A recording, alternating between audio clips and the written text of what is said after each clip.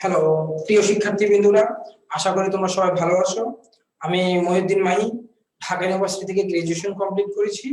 আর ECC পরিবেশের সাথে আজকে অনেকদিন যাবত আমি সম্পৃক্ত। যাই হোক, হয়তো কোনো একদিন ঢাকা বিশ্ববিদ্যালয়ে চান্স পেলে হয়তো সরাসরি তোমাদের সাথে দেখা করার সুযোগ পাবো। আচ্ছা, আমাদের হয়তো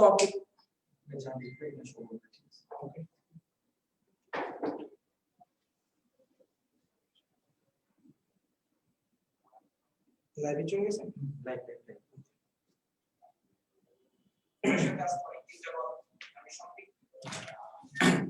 তো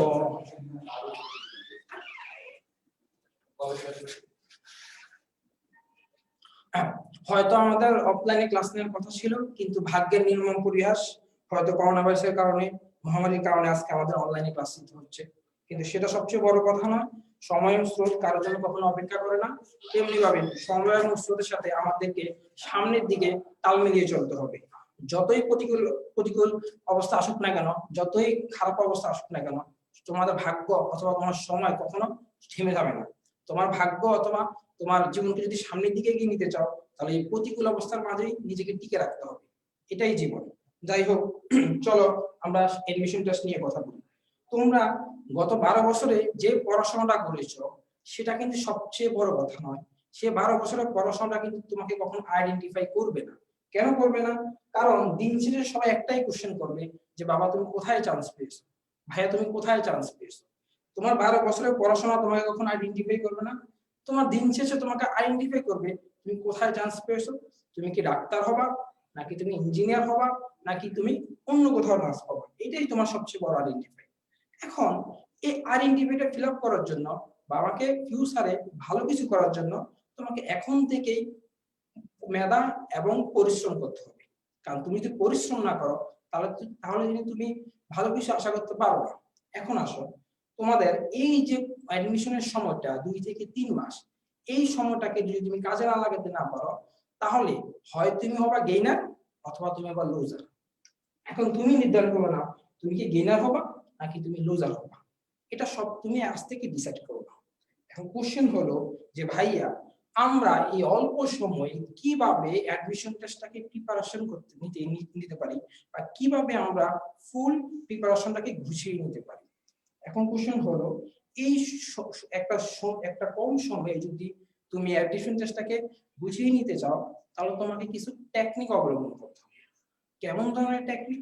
ধরো তুমি কিছু টেকনিক অবলম্বন করতে হবে। কারণ হচ্ছে সবারই কিন্তু মেধা আছে, সবাই পরিশ্রম করে, আমার অনেকেরও ডাবল A+ আছে, কিন্তু সবাই কিন্তু ভালো জায়গায় চান্স পায় না। দেখবা তোমার মাঝে মাঝে কিছু স্টুডেন্ট আছে, ওদের ডাবল A+ আছে, দিনে 10-12 ঘন্টা পড়াশোনা করে, কিন্তু কোথাও চান্স পায় না। আর একটা স্টুডেন্ট দেখবা রেজাল্ট তো ভালো না, পড়াশোনা 6 থেকে 7 ঘন্টা করে, কিন্তু ভালো জায়গায় চান্স পায়। তার কারণ কি? কারণ একটাই, সে হয়তো পরিশ্রম করেছে, কিছু টেকনিক অবলম্বন করেছে। ঠিক অ্যাডমিশন টেস্টেই এমন, যে তোমাকে প্রতিকূল অবস্থায় কম সময়ে কিভাবে টেকনিক অবলম্বন করে সামনের দিকে এগিয়ে নেওয়া যায়, ফুল প্রিপারেশনটাকে গোছানো যায়, সেটাই হচ্ছে সবচেয়ে বড় কথা। কোশ্চেন হলো, আমি কিভাবে কম সময়ে ফুল প্রিপারেশনটাকে গুছিয়ে নিব, সেটা হচ্ছে সবচেয়ে বড় কথা। ওকে, চলো আমরা কথা বলি কিভাবে কম সময়ে ফুল প্রিপারেশনটা নেওয়া যায়। এখন ধরো একটা উদাহরণ দিই, তুমি যদি অ্যাডমিশন টেস্টটার সঙ্গে নাই বা জানো, বা এই পরিবেশটার সঙ্গে নাই বা জানো, তাহলে কিন্তু তুমি সামনের দিকে কখনো এগিয়ে যেতে পারবে না। ধরো একটা সৈনিক, সে যুদ্ধের সঙ্গে সকল রণকৌশল অবলম্বন করেছে, কিন্তু যুদ্ধের ময়দানে গিয়ে সে নিজেকে খাপ খাওয়াতে পারেনি। হয়তো সে কোনো টেকনিক অবলম্বন করে নাই, এই কারণে কিন্তু সে ওখানে টিকতে পারবে না। ঠিক তোমাদের ভালোও ঠিক, তোমরা এখন একটা যুদ্ধের ময়দানে আছো।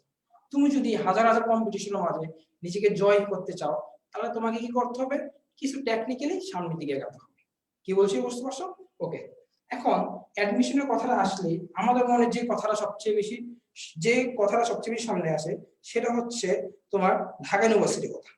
ঢাকা ইউনিভার্সিটির কথা শুনলে আমাদের মনে একটা স্বপ্ন জাগে, হয়তো আমরা কোনো একদিন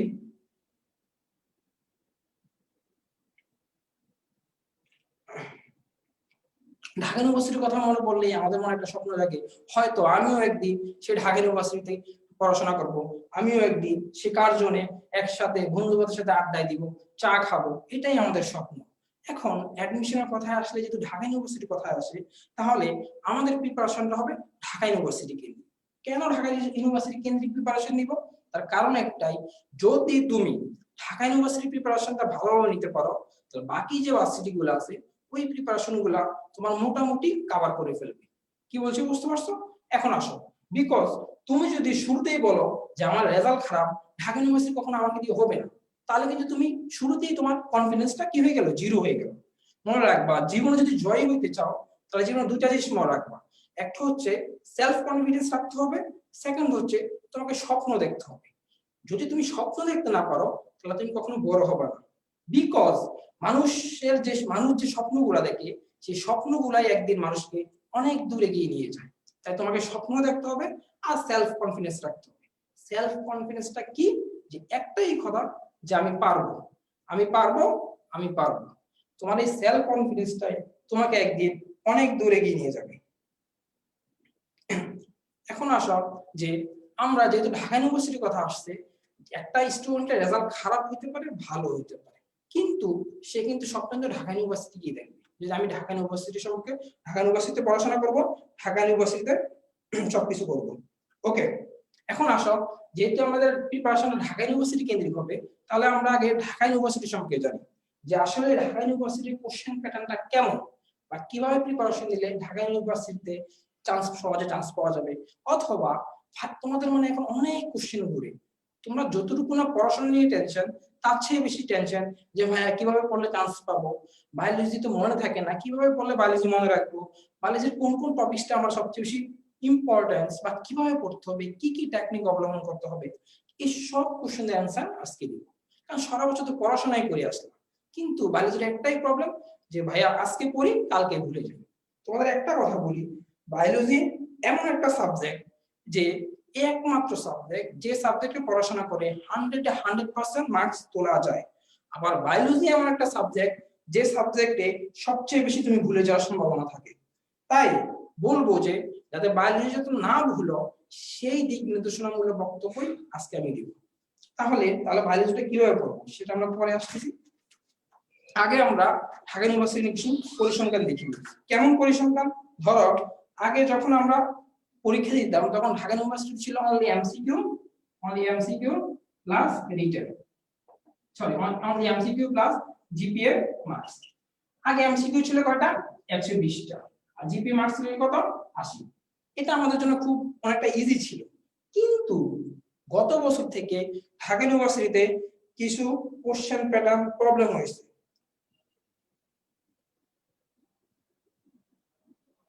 কিন্তু গত বছর থেকে কিছু কোশ্চেন প্যাটার্ন চেঞ্জ হয়েছে। কেমন চেঞ্জ?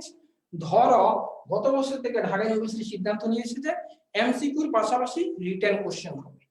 কোশ্চেন হলো যে এমসিকিউ কোশ্চেন কেমন হবে বা রিটেন কোশ্চেন কেমন হবে। আসলেই কি রিটেন কোশ্চেন খুব বেশি প্রবলেম হবে? নো। তোমাদের একটা উদাহরণ দিই। ধরো তোমাকে একটা কোশ্চেন দিল যে নিচের একটা এমসিকিউ দিল, নিচের কোনটি সালোক সংশ্লেষণের বিক্রিয়া। তখন তোমার চারটা অপশন থাকবে। তুমি ইজিলি এমসিকিউর ক্ষেত্রে চারটা অপশনের মাঝে সঠিক উত্তরটা কিন্তু ইজিলি দাগাতে পারবে। কিন্তু সেম কোশ্চেনটাই তোমাকে রিটেনে দিবে সালোক সংশ্লেষণের বিক্রিয়াটি লিখো। তার মানে এমসিকিউ মানে অপশন সহ, আর রিটেন মানে হচ্ছে অপশন বিহীন। তার মানে আমি বলতে পারি যদি আমি রিটেনের প্রিপারেশন নিই আমার এমসিকিউ প্রিপারেশন হয়ে যাচ্ছে। কেন হয়ে যাচ্ছে?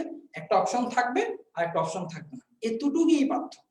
যে তোমরা যে ভয়টা পাচ্ছ যে রিটেন কোশ্চেন কি না কি যেন হয়, তোমরা হয়তো ভাবছো হয়তো আমাকে বর্ণনামূলক চাইতে পারে, হয়তো আমাকে অনুধাবনমূলক চাইতে পারে।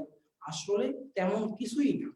ঢাকা ইউনিভার্সিটি রিটেন কোশ্চেন মানে হচ্ছে জ্ঞানমূলক কোশ্চেন। এখন কোশ্চেন হলো যে ভাইয়া যে এত সহজ কোশ্চেন আসবে? হ্যাঁ, মনে রাখবা বাংলাদেশের যতগুলো পাবলিক ইউনিভার্সিটি আছে সবগুলো পাবলিক ইউনিভার্সিটির মাঝে একমাত্র সহজ কোশ্চেন হয় ঢাকা ইউনিভার্সিটিতে। কেন সহজ কোশ্চেন হয়? কারণ হচ্ছে ঢাকা ইউনিভার্সিটি এমন একটা ইউনিভার্সিটি যেখানে বাংলাদেশের ম্যাক্সিমাম স্টুডেন্ট পরীক্ষা দিবে। এই কারণে সকল স্টুডেন্টের কথা চিন্তা করে ঢাকা ইউনিভার্সিটি কোশ্চেনটা সবচেয়ে বেশি সহজ করা হয়। তাই তোমাদেরকে বলবো যে ঢাকা ইউনিভার্সিটিতে চান্স পাওয়ার সম্ভাবনা থাকে, তাহলে এখন থেকে নিজেকে প্রিপেয়ার করা শুরু করে দাও। ওকে, ঢাকা ইউনিভার্সিটির মান কোনটা আমরা দেখি যে ভাই কত পাইলে চান্স পাবো, ঢাকা ইউনিভার্সিটিতে লোয়েস্ট মার্ক কত হয়, হাইয়েস্ট মার্ক কত হয়, পাস মার্ক কত, ডিটেইলস। ধরো ঢাকা ইউনিভার্সিটির নতুন যে নিয়মটা, এই নিয়মটা হচ্ছে আমাদের বলা আছে যে এমসিকিউ হবে 75 মার্কস, এমসিকিউ হবে 75 মার্কস, কোশ্চেন হবে কয়টা, কোশ্চেন হবে 60টি। ঢাকা ইউনিভার্সিটি বর্তমান যে নিয়ম এমসিকিউ, যার প্রতি কোশ্চেনের জন্য সময় পাবা তুমি 1.25 মিনিট। আর ঢাকা ইউনিভার্সিটিতে রিটেন হবে ধরো 45 টোটাল 4 বিষয়, ফিজিক্স, কেমিস্ট্রি, ম্যাথ, বায়োলজি। এখন তোমার এই টোটাল হচ্ছে 120 মার্কস, আর তোমার জিপি হবে 80 মার্কস। 80 কিভাবে, তুমি এসএসসি কে দিবা 10 দিয়ে গুণ, আর এসএসসি কে দিবা হচ্ছে তুমি তোমার 6 দিয়ে গুণ, তারপর আমার কত হবে, 80 হবে। এই হচ্ছে ঢাকা ইউনিভার্সিটি কোশ্চেন মার্কস। এখন কোশ্চেন হলো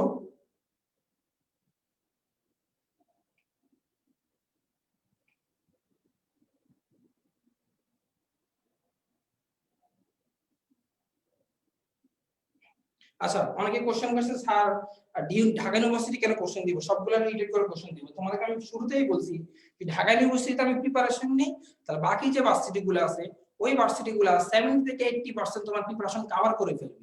কিন্তু আমি যদি অন্য প্রত্যেকটা ভার্সিটি আলাদা ভাবে লেকচার দেই, তাহলে সময় কিন্তু আমাদের সেই পরিমাণ নাই।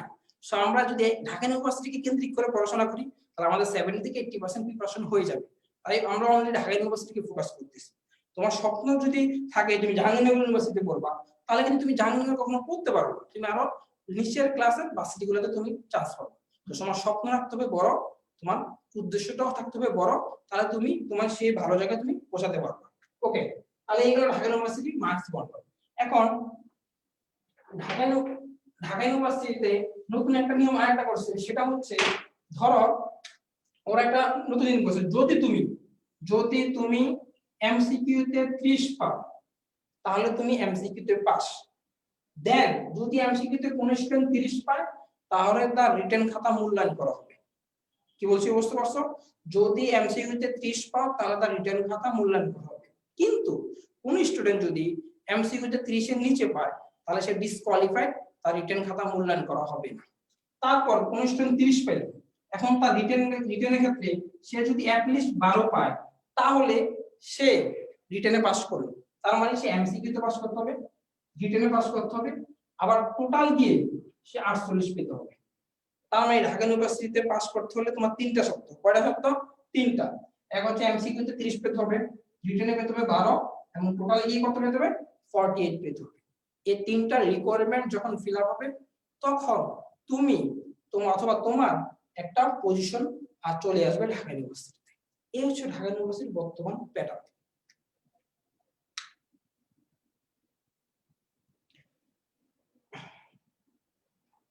ওকে, তারপর এখন আসো যেহেতু আমরা আজকে বায়োলজি ক্লাস, তো আমরা বায়োলজি নিয়ে কথা বলবো। বায়োলজি এখন অনেকে কোশ্চেন করে যে ভাইয়া যে ঢাকা ইউনিভার্সিটিতে আমি কি বায়োলজি দেখাবো, আমি তো বায়োলজি খুব বেশি দুর্বল, আমি যদি বায়োলজি না দেখি, যদি বাংলা অথবা ইংলিশ দেখাই কোনো প্রবলেম হবে কিনা? দেখো অবশ্যই এখানে প্রবলেম হবে। কি প্রবলেম হতে পারে? তুমি কিছুটা প্রবলেম ফেস করতে পারো। প্রথম শর্ত হচ্ছে তোমাদের গ্রুপের যে সাবজেক্টগুলো ফিজিক্স, কেমিস্ট্রি, ম্যাথ, বায়োলজি, এই চারটা সাবজেক্টের মাঝে একমাত্র সাবজেক্ট বায়োলজি যেখানে যে সাবজেক্টটা পড়ে 100% মার্কস তোলা পসিবল। কিভাবে পসিবল? তুমি যদি বায়োলজি যে দুইটা বই আছে, এই দুইটা মেইন বই প্লাস পাশাপাশি যদি ইউসিসি গ্রুপের একটা শীট পড়ো, তাহলে বলে দিলাম 100% কোশ্চেন হুবহু বায়োলজি থেকে আসবে। তাহলে বায়োলজি একমাত্র সাবজেক্ট যেখান থেকে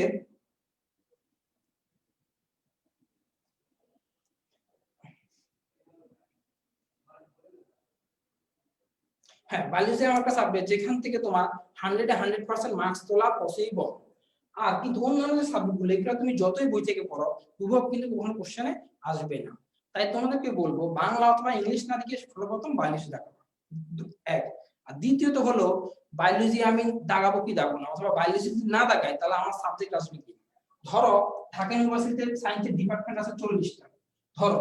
এখন যদি তুমি বায়োলজি না দেখাও তাহলে কিন্তু বায়োলজি রিলেটেড যে সাবজেক্টগুলো যেমন genetics engineering, microbiology, zoology, botany, তারপর বায়োকেমিস্ট্রি, এই যে সাবজেক্টগুলো অথবা অ্যাপ্লাইড কেমিস্ট্রি, এই যে সাবজেক্টগুলো, এই সাবজেক্টগুলো তোমার সাবজেক্ট চয়েসে আসবে না। কেন? কারণ তুমি বায়োলজি দাগাও না। কিন্তু তুমি যদি বাংলা ইংলিশ দাগাও তার মানে তোমার চান্স পাওয়ার সম্ভাবনা খুব কমে যাবে। আর যদি তুমি বায়োলজি দাগাও তাহলে তোমার চান্স পাওয়ার সম্ভাবনা অনেক বেড়ে যাবে। দেখা যাচ্ছে তোমার এক বন্ধু তোমার হচ্ছে পজিশন অনেক নিচে, কিন্তু তুমি তার চেয়ে পজিশন অনেক এগিয়ে আসো, কিন্তু সে চান্স পাইলে তুমি চান্স পেলে না। তখন যদি তখন তুমি বুঝতে পারবা, দেখবা খোঁজ নিয়ে দেখবা সে বায়োলজি দেখাচ্ছে, তুমি বায়োলজি দেখাও, তার সাবজেক্ট আছে তোমার সাবজেক্ট নাই, এটাই হবে। এই জন্য তোমাদেরকে রিকোয়েস্ট করব, যদি বায়োলজিটা এখন থেকে দুটা মেইন ভাবে ভালোভাবে পড়াশোনা করো তাহলে তুমি মোটামুটি একটা 100% মার্কস তুলতে পারবে।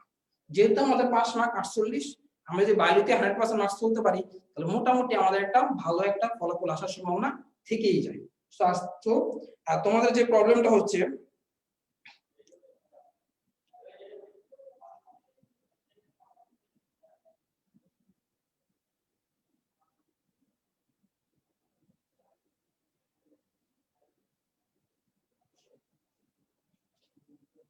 আচ্ছা এই নিয়ে তোমরা একটা বারবার কোশ্চেন করতেছো বায়োলজি আর ঢাকা ইউনিভার্সিটি কোশ্চেন মার্কস 120। হ্যাঁ, ঢাকা ইউনিভার্সিটি কোশ্চেন মার্কস 120 থেকে 100 করছে, সেটা আমিও জানি, কিন্তু এখনো 100 মার্ক যে করছে, 100 মার্কস অবজেক্টিভ কত থাকবে আর রিটেন কত থাকবে সেটা ঢাকা ইউনিভার্সিটি এখনো কিছু বলে নাই।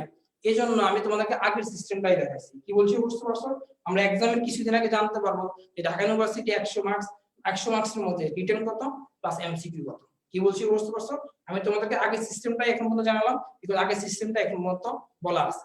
100 মার্কস নেক্সট টাইম পরীক্ষা হবে সেটা আমিও জানি, সবাই জানে, কিন্তু কখনো বলে দেয় নাই এমসিকিউ কত রিটেন কত। ওকে, এখন তোমাদের সবচেয়ে বড় প্রশ্ন হচ্ছে বায়োলজি ভাইয়া কোন কোন টপিকস গুলো পড়বো। এখন বায়োলজির কিন্তু প্রত্যেকটা টপিকস বা প্রত্যেকটা সাবজেক্ট থেকে কিন্তু কখনো কোশ্চেন আসে না। এখন না কোশ্চেন, আমরা কোন কোন সাবজেক্ট গুলো পড়বো।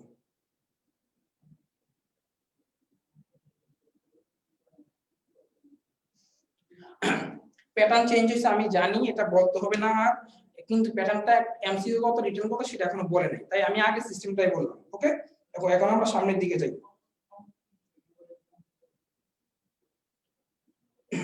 যেমন ধরো তুমি বায়োলজিতে দুটো পার্ট আছে, একটা হচ্ছে জুলজি আর একটা হচ্ছে তোমার বোটানি। একটা জুলজি একটা বোটানি। তোমার গত 20 বছর কোশ্চেন পর্যালোচনা করে দেখা গেছে আমার বোটানি এবং জুলজির মধ্যে সবচেয়ে বেশি কোশ্চেন আছে আমার জুলজি। যেমন তুমি লাস্ট ইয়ার কোশ্চেনটা তুমি পর্যবেক্ষণ করো, লাস্ট ইয়ারে তোমার এমসিকিউ বায়োলজিতে আছে 15টা, এই 15টা এমসিকিউর মাঝে তোমার জুলজিতে আসছে 10টা কোশ্চেন আর বোটানিতে আছে 5টা কোশ্চেন। তার মানে আমি বুঝতে পারি যে বোটানির চেয়ে জুলজি সাবজেক্টটা বেশি ইম্পর্টেন্স, তাই তোমাদেরকে বলবো বোটানির চেয়ে জুলজিটা বেশি ইম্পর্টেন্স দিবা। এখন কোশ্চেন হলো কোন কোন সাবজেক্টগুলো আমি সবচেয়ে বেশি ইম্পর্টেন্স দিব। আসো, জুলজির যে প্রাণীবিদ্যার বা প্রাণীবিদ্যার যে সাবজেক্টগুলো সবচেয়ে বেশি ইম্পর্টেন্ট সেই নামগুলো হচ্ছে ধরো চলন, তারপর হচ্ছে ধরো সমন্বয়, তারপর হচ্ছে ধরো ব্লাড, তারপর হচ্ছে ধরো জিনতত্ত্ব, তারপর হচ্ছে ধরো প্রাণী শ্রেণীবিন্যাস,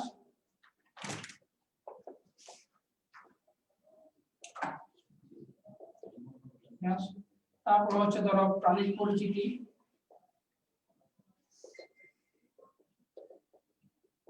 এই জুলজির যে 12টা চ্যাপ্টার আছে এই চ্যাপ্টারের সেই 12টা চ্যাপ্টারের মধ্যে আমার এই 6 থেকে 7টা চ্যাপ্টার জুলজির সবচেয়ে বেশি ইম্পর্টেন্ট।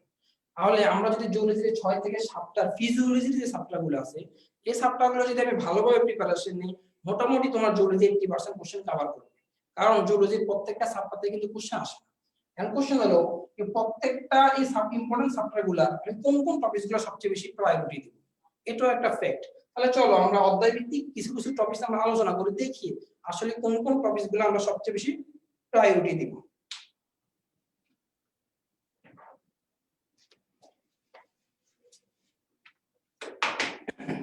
চলো আমরা চলন নিয়ে কথা বলি। চলনের চ্যাপ্টারটা আসলে সর্বপ্রথম আমার যে টপিকসটা সবচেয়ে বেশি মোস্ট ইম্পর্টেন্ট সেটা হচ্ছে তোমার অস্থি সংখ্যা, আমাদের হাড়ের সংখ্যা। আমরা জানি যে চলন অধ্যায়টা ফুল অধ্যায়টা গোছানো আছে, ফুল অধ্যায়টাই খুব সুন্দরভাবে সাজানো আছে তোমার কি দিয়ে, তোমার চলন দিয়ে অথবা তোমার অস্থিগুলা দিয়ে। আমরা জানি আমাদের মাস দেখার সময় কয়টা? 206টা। কয়টা? 206টা। এই 206টা হার যাদের মুখস্থ আছে তারাই এই সাবটার মোটামুটি ফুল প্রিপারেশন আছে। কিন্তু তোমার যদি এই 206টা হার মুখস্থ না থাকে তাহলে মনে করবা যে তোমার সম্পূর্ণ এই অধ্যায়ের উপর কোনো প্রিপারেশন নাই। বিকজ 206টা হার দিয়ে তোমার এই অধ্যায় থেকে যত কোশ্চেন আসুক না কেন, এই 206টা হারের মাঝে তোমার সকল কোশ্চেন ইনক্লুডেড থাকবে। তাহলে এখন কোশ্চেন হলো যে ভাইয়া কিভাবে আমরা 206টা হার খুব সহজে মুখস্থ করতে পারবো, অথবা আমরা যখন পড়ি তখন আবার ভুলে যাই বিকজ আমাদের মনে থাকে না। তাহলে তোমরা যদি ভুলে যাও তাহলে এই 206টা হার মনে রাখার জন্য তুমি তোমার নিজের দিকে নিজের দেহটা কল্পনা করো, কারণ তোমার নিজের দেহতেই 206টা হার আছে।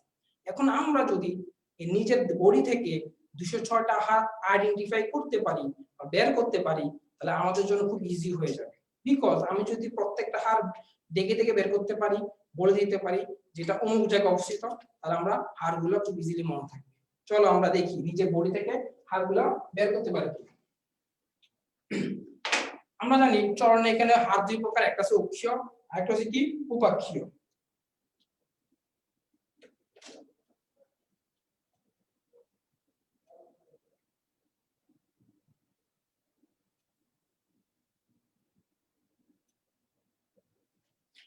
একটা হচ্ছে অক্ষীয় আর একটা হচ্ছে উপাক্ষীয়। তাহলে আমরা আগে অক্ষীয় গুলো আলোচনা করি। আমরা জানি অক্ষীয় হার কয়টা? 80টা। 80টার মাঝে আমাদের করডিকা কয়টা? করডিকা হচ্ছে ধরো করডিকা হচ্ছে কয়টা? 8টা। এখন এই 8টা হার কিভাবে মুখস্থ রাখবো?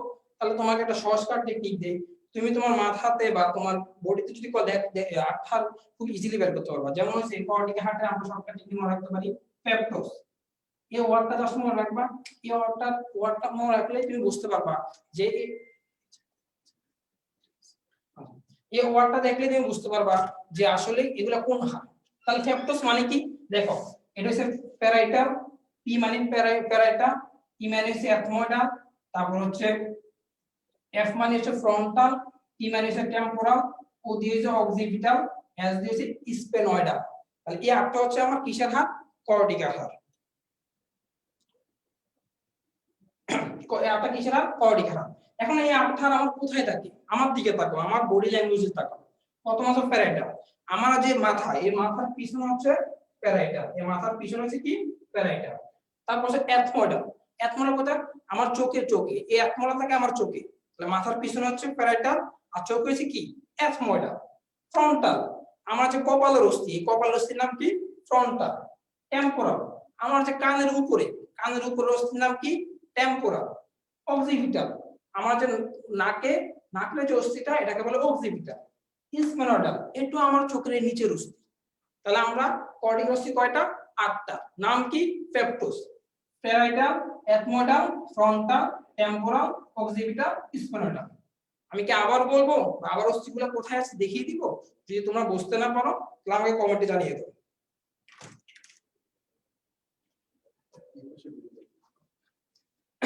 তারপর আছে মুখমণ্ডলীয় অস্থি। এখন মুখমণ্ডলীয় অস্থি কয়টা? 14টা। চলো মুখমণ্ডলীয় অস্থির নাম কি শিখি একটু। মুখমণ্ডলীয় অস্থি,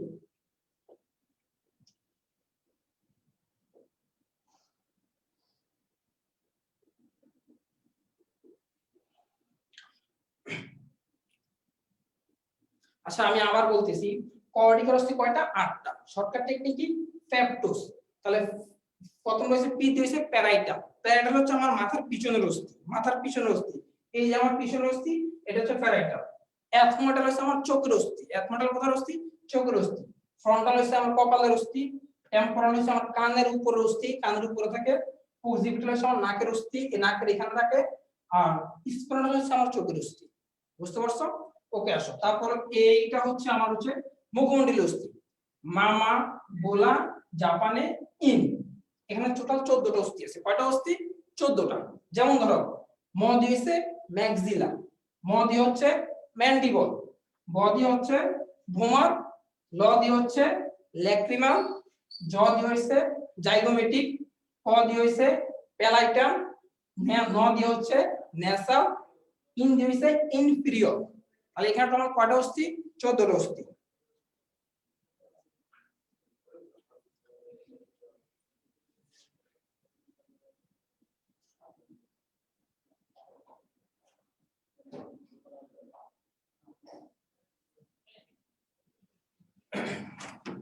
আছে বেশি লাইক করতে লাইকটা বেশি করতে লেখা আমাকে দেখাবো বেশি সেদিন আমার কোনো সমস্যা লাইকটা বেশি করে আচ্ছা এই পাশে ওকে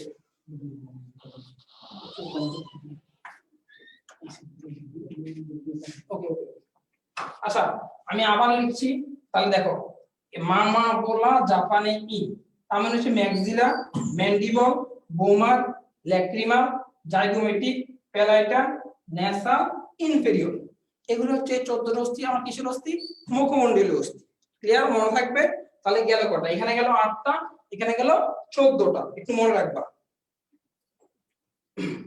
তারপর আসো ম্যাক্সিলা আমার দেখো আমার মুখের দিকে তাকাও আমার চোয়াল আছে দুইটা একটা হচ্ছে ঊর্ধ্বচল একটা হচ্ছে নিম্নচল ঊর্ধ্বচলের নাম হচ্ছে ম্যাক্সিলা আর নিম্নচলের নাম হচ্ছে ম্যান্ডিবল তাহলে কোশ্চেন যদি আসে যে ঊর্ধ্বচলের নাম কি তাহলে হবে ম্যাক্সিলা আর যদি নিম্নচলের নাম কি তাহলে হবে কি ম্যান্ডিবল এখন দেখো আমি যখন কথা বলতেছি তখন দেখো আমার দুইটা চলের মাঝে বলো তো কোন চলটা নাড়াচাড়া করতেছে তাহলে ইজিলি তোমরা বলতে পারবে আমি যখন কথা বলতেছি তখন কিন্তু আমার নিম্ন চলটা কি করতেছে নাড়াচাড়া করতেছে তাহলে যখন কোশ্চেন আসবে যে তোমার নিচের কোন চলটি নাড়াচাড়া করতে সক্ষম তাহলে অ্যানসার কি হবে ম্যান্ডিবল আরেকটা কোশ্চেন দেখো এই যে আমার এখানে আকৃতিটা এটা অনেকটা কিসের মতো বলো তো এই যে ম্যান্ডিবলের আকৃতিটা অনেকটা ইউর মতো কিসের মতো ইউর মতো তাহলে তোমার কোশ্চেন আসবে নিচের কোন অস্থিটি দেখতে ইউ আকৃতির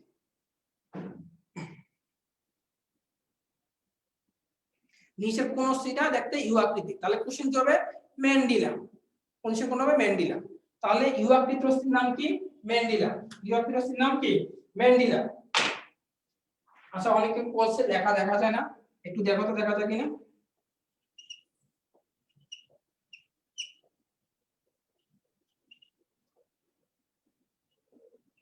এগুলো হচ্ছে মুখমণ্ডলীয় অস্থি মামা বলা জাপানে কি এখানে 14টা অস্থি আছে এখন আসো তাহলে আমাদের ইউ আকৃতির অস্থির নাম কি ম্যান্ডিবল তাহলে আমাদের বায়োলজি বইয়ে আরো কিছু অস্থি আছে যেগুলো দেখতে ইউ আকৃতি তাহলে ইউ আকৃতির অস্থির নাম কি ম্যান্ডিবল হেনরি লোব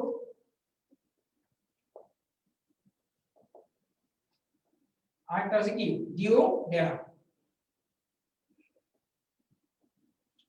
তাহলে ম্যান্ডিবল হেনরি লোব ডিওডেরা এগুলো কোন আকৃতির অস্থি ইউ আকৃতির অস্থি ওকে তাহলে আমার মুখমণ্ডলীয় অস্থি গেল কর্টিক্যাল অস্থি গেল এবার আসো কর্ণাস্থি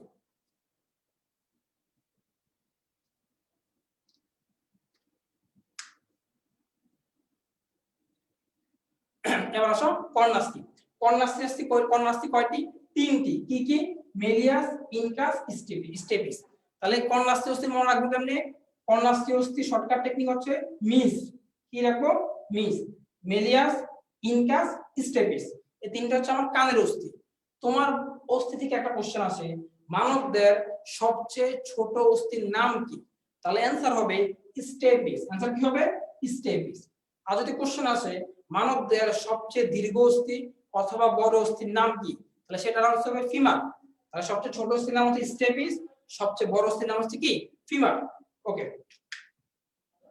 তারপর আসো বক্ষপিঞ্জর অস্থি কিসের অস্থি বলবো বক্ষপিঞ্জর অস্থির কয়টা দেখো বক্ষপিঞ্জর অস্থি আছে দুই প্রকার একটা হচ্ছে স্টার্নাম আরটা কি পরশুকা এখন স্টার্নামটা কেমন দেখো আমি আগে বলিনি অ্যাকচুয়ালি ফিগার রাখতে আমার একটু প্রবলেম হয় তুমি একটু বোঝার ট্রাই করো যদি না বোঝো তাহলে আমাকে বলবো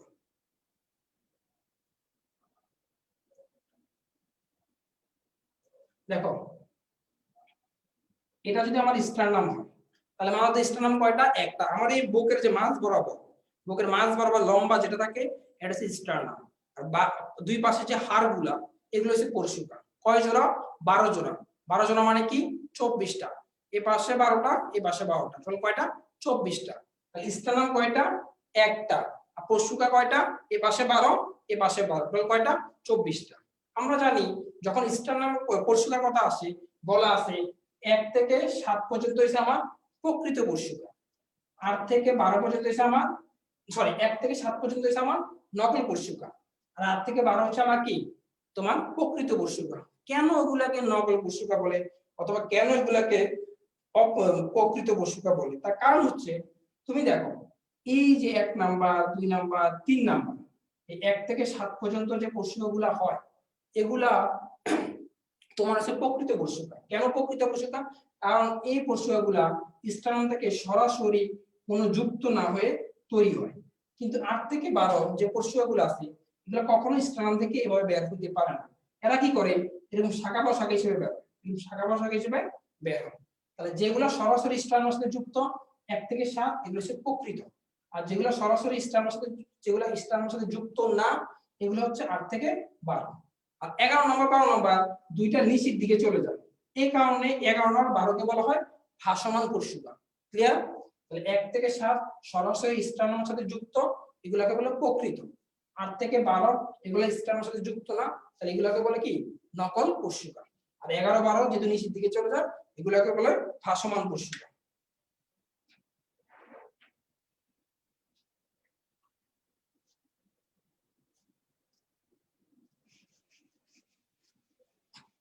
তারপর আসো কশেরুকা কয়টা বা মেরুদণ্ড কয়টা। আমরা জানি একটা জিনিস কনফিউশন লাগে, কোন কোন বইয়ে মেরুদণ্ড আছে 33টা অথবা কোন বইয়ে মেরুদণ্ড আছে 26টা। তাহলে কি রাইট কোনটা? মনে রাখবা রাইট কিন্তু দুইটাই। আমাদের বইয়ে অস্তিত্ব দুইভাবে কাউন্ট হয়। একটা হচ্ছে ভ্রূণ অবস্থায়, আরেকটা হচ্ছে তোমার তোমার একটা হচ্ছে ভ্রূণ অবস্থায়, আরেকটা হচ্ছে তোমার পরিণত বয়সে। পরিণত বয়সে আমাদের অস্থি সংখ্যা কিন্তু ধীরে ধীরে কমে যায়। কিভাবে কমে যায়? যখন তুমি ভ্রূণ অবস্থায় থাকবা তখন তোমার কিছু অস্থি পরিণত বয়সে যাওয়ার আগে দিয়া এগুলো কি হয়ে যায়? বিলীন হয়ে যায় অথবা এগুলা মিক্সড হয়ে কমে যায়। যেমন আমাদের কশেরুকা বলা আছে 33টা। কয়টা? 33টা। আবার কোন বই আছে কয়টা? 26টা। আমরা মেরুদণ্ড কোষের কয় প্রকার? 5 প্রকার। কয় প্রকার? 5 প্রকার। যেমন তোমাকে বলি সার্ভাইকাল, থোরাসিক, ল্যাম্বার, স্যাক্রাল, কোক্সিজিয়াল। এই 5 প্রকার আমার কশেরুকা। এই 5 প্রকার কশেরুকার মধ্যে স্যাক্রাল কয়টা? দেখবা কোন বইয়ে দেওয়া আছে স্যাক্রাল হচ্ছে 5টা। আর কোক্সিজিয়াল কয়টা? কোক্সিজাল হচ্ছে 4টা। স্যাক্রাল আছে 5টা, কোক্সিজাল হচ্ছে 4টা। কিন্তু যখন বয়সটা ধীরে ধীরে বাড়তে থাকে তখন স্যাক্রালে 5টা মিলিত হয়ে যায় একটা, আর কোক্সিজাল 4টা মিলিত হয়ে যায় একটা। তার মানে এখানে আমার অস্থি সংখ্যা কমে যায়। যখন ভ্রূণ অবস্থা থাকে তখন স্যাক্রাল থাকে 5টা, কোক্সিজাল থাকে 4টা, তখন কশেরুক হয় 33টা। কিন্তু যখন পরিণত অবস্থা যায় তখন স্যাক্রাল হয় একটা, কোক্সিজাল হয় কয়টা? একটা। এই কারণে আমার মানবদের কশেরুকা কম হয়ে যায় কয়টা? 26টা। ওকে।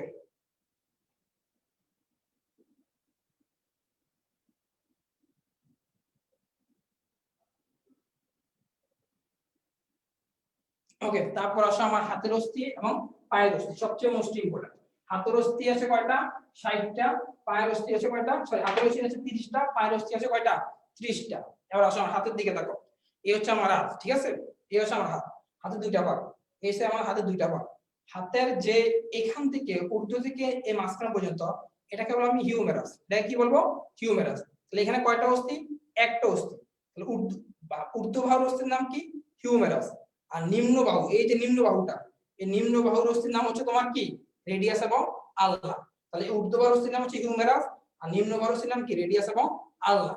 হিউমেরাস কয়টা? একটা। রেডিয়াস এবং আলনা কয়টা? দুইটা। তারপর তোমার হাতের যে কজি, এখানে তো 8টা অস্থি থাকে। কয়টা অস্থি? 8টা। 8টা অস্থির নাম হচ্ছে মেটাকার্পাল। কয়টা অস্থির নাম? মেটাকার্পাল। তাহলে 1 আর 2 মোট কয়টা? 3টা। 8 আর 3 কত? 11টা। তাহলে মেটাকার্পাল কয়টা? 8টা। তোমার হাতের আঙ্গুল কয়টা? তোমার হাতের আঙ্গুলটা যখন হিউমেরাস, রেডিয়াস আলনা, সরি, হিউমেরাস, রেডিয়াস আলনা, এর হচ্ছে কার্পাল। এই কার্পাল কয়টা?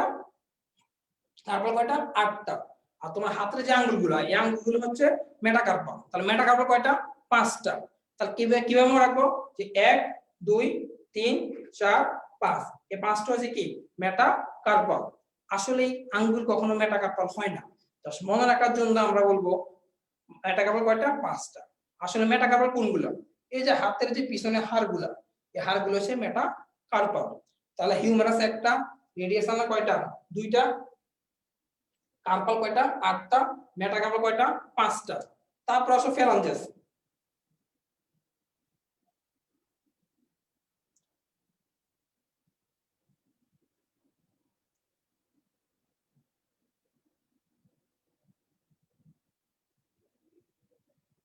এবার আসো, তারপর আসো ফ্যালাঞ্জেস।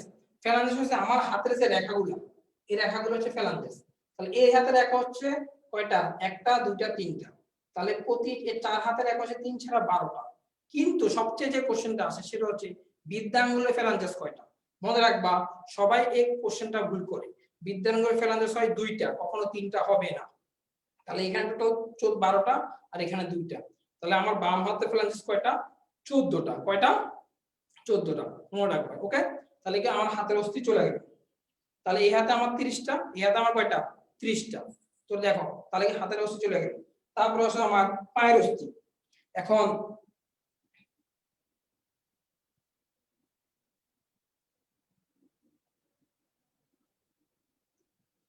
আচ্ছা, একজন প্রশ্ন করছে কোনটা কার্পাল কোনটা মেটাকার্পাল।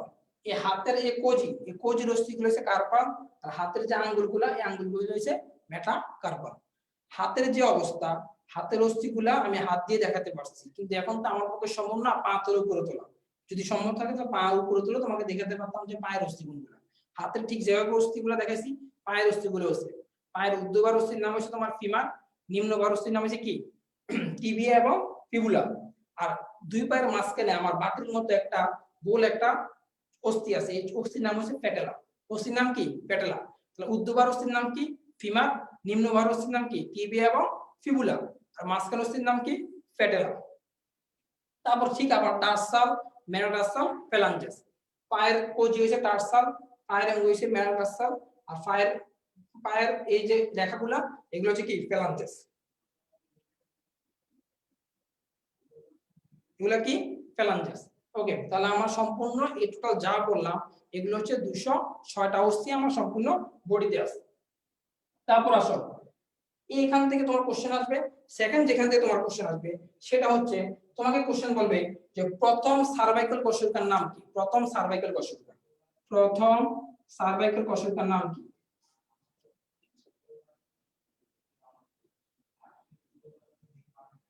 প্রথম সার্ভাইকাল কোষকার নাম হচ্ছে অ্যাটলাস।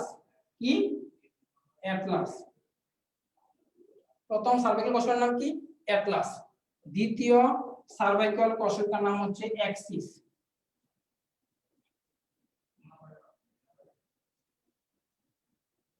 অ্যাক্সিস। আর একটা কোশ্চেন আসবে সপ্তম সার্ভাইকাল কোষকার নাম কি? এটা হচ্ছে ভার্টিগো, ভার্টিগো প্রমিনেন্স।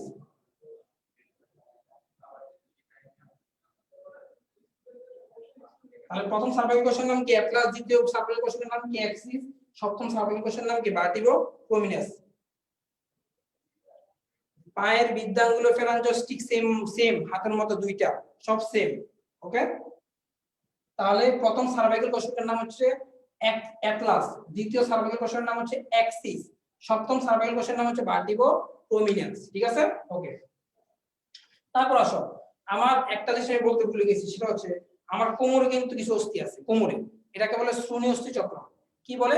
শ্রোণী অস্থি চক্র অথবা ফেলভিক গার্ডার।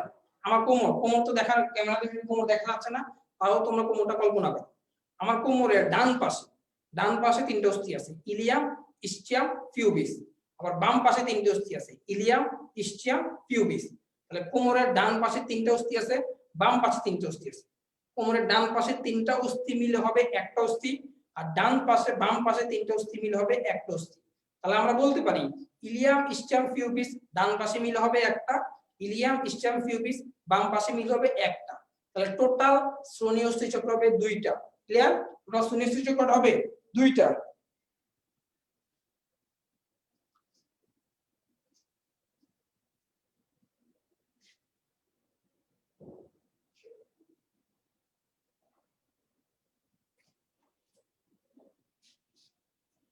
আচ্ছা, আমি ডান সাইডে লাইট বেশি বুঝতে পারছি, এখন থেকে বাম সাইডে লিখবো, সমস্যা নেই।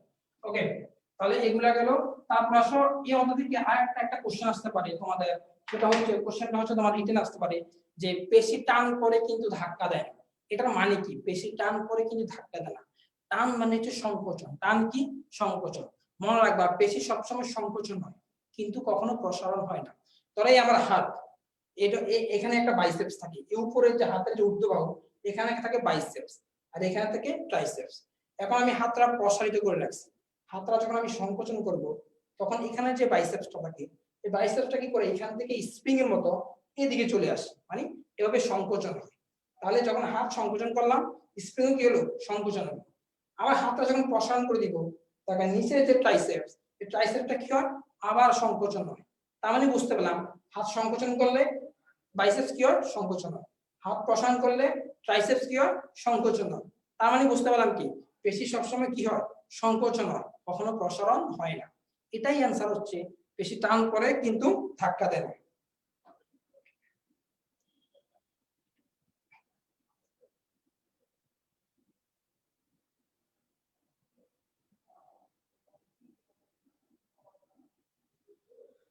ওকে, তারপর তো চলো আমরা এখন দেখি ব্লাড থেকে কি কি কোশ্চেন ইম্পর্টেন্ট। ব্লাড আমরা ট্রাই করব প্রতিটা যতটা চ্যাপ্টার আমরা টাচ করতে পারি, যতটুকু ট্রাই করতে পারি।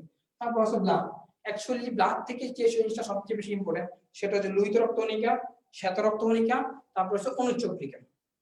তাহলে এখন প্রশ্ন হলো ভাইয়া লোহিত রক্তকণিকার কাজ, শ্বেত রক্তকণিকার প্রকারভেদের কাজ, অনুচক্রিকার কাজ আমরা কিভাবে মনে রাখবো? লোহিত রক্তকণিকা মানে কি, যেখানে তোমার হিমোগ্লোবিন থাকবে, যেটাকে আমরা রেড ব্লাড সেল বলতে পারি। কিন্তু হোয়াইট ব্লাড সেলের ভাইয়া অনেকগুলো প্রকারভেদ আছে, তাহলে আমরা কিভাবে মনে রাখবো?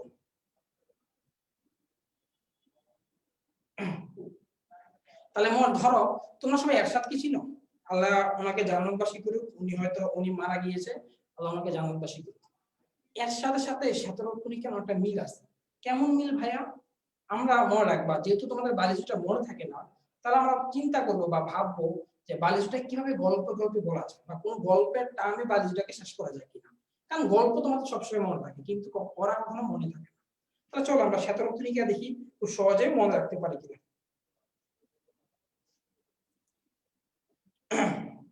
যেমন এরশাদের কথা আমি কি বলতে পারি, এরশাদ এমন একটা মানুষ যে সকালে একটা কথা বলতো, দুপুরে একটা কথা বলতো, বিকেলে একটা কথা বলতো।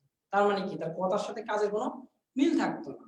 কারণ তখন আমরা মাঝে মাঝে তারা বলতাম এই ব্যাপারটা হয়তো মাথা আছে কিন্তু ভিলো নাই, আসলে অনেকটা, কারণ তার কথার সাথে কোনো কাজের কখনো মিল থাকতো না। তো মানুষটা যেমন পজিটিভ কাজও করছে আবার খারাপ কাজও করছে। সে পজিটিভ কাজ, অনেক পজিটিভ কাজ করে গেছে, আবার অনেক বাজে কাজও করে গেছে। শ্বেত রক্তকণিকা অনেকটা এরশাদের মতো। কেমন এরশাদের মতো?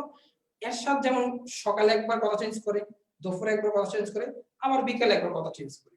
শ্বেত রক্তকণিকা অনেকটা এমন। সকালে সে এক ধরনের আকৃতি গ্রহণ করে, দুপুরে এক ধরনের আকৃতি গ্রহণ করে, রাতের বেলা আবার আরেক ধরনের আকৃতি গ্রহণ করে।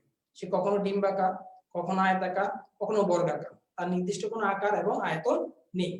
এরশাদ যেমন ভালো কাজও করেছে আবার খারাপ কাজও করেছে। বলেছিলাম এরশাদের মাথা আছে কিন্তু ভিলো নেই। তার মানে বোঝালাম শ্বেত রক্তকণিকার নিউক্লিয়াস আছে কিন্তু হিমোগ্লোবিন নেই। কি নেই? মাথা আছে অথবা গিলু নেই, তার মানে হচ্ছে নিউক্লিয়াস আছে কিন্তু কি নেই? হিমোগ্লোবিন নেই। তারপর ধরো এর সাথে আবার বলছি এর সাথে কি অনেক ভালো কাজও করছে খারাপ কাজও করছে। শ্বেত রক্তকণিকার খারাপ কাজ কি? শ্বেত রক্তকণিকার খারাপ কাজ হচ্ছে সে সামনে যারে পায় তারই খেয়ে ফেলে, মানে সামনে যাকেই দেখে তাকেই ফ্যাগোসাইটিস কি করে, খাইয়ে ফেলে। আর শ্বেত রক্তকণিকার ভালো কাজটা হচ্ছে সে বডিতে আমাদের আণুবীক্ষণিক সৈনিক হিসেবে কাজ করে। কি হিসেবে কাজ করে? আণুবীক্ষণিক সৈনিক। তো আমরা শ্বেত রক্তকণিকা কিসের সাথে তুলনা করবো? এর সাথে তুলনা করবো। তোমরা কি জানো, তোমরা কি জানো তোমরা কি জানো যে এরশাদের কয় ছেলে কয় মেয়ে? তাহলে আজকে বলে দিই, এরশাদের হচ্ছে 2 ছেলে 3 মেয়ে। এরশাদের কয় ছেলে কয় মেয়ে? 2 ছেলে 3 মেয়ে। তাহলে আসো এরশাদের ছেলে কয়টা? 2টা, মেয়ে কয়টা? 3টা। সবচেয়ে বড় ছেলের নাম হচ্ছে লিম্ফোসাইট। সবচেয়ে বড় ছেলের নাম কি?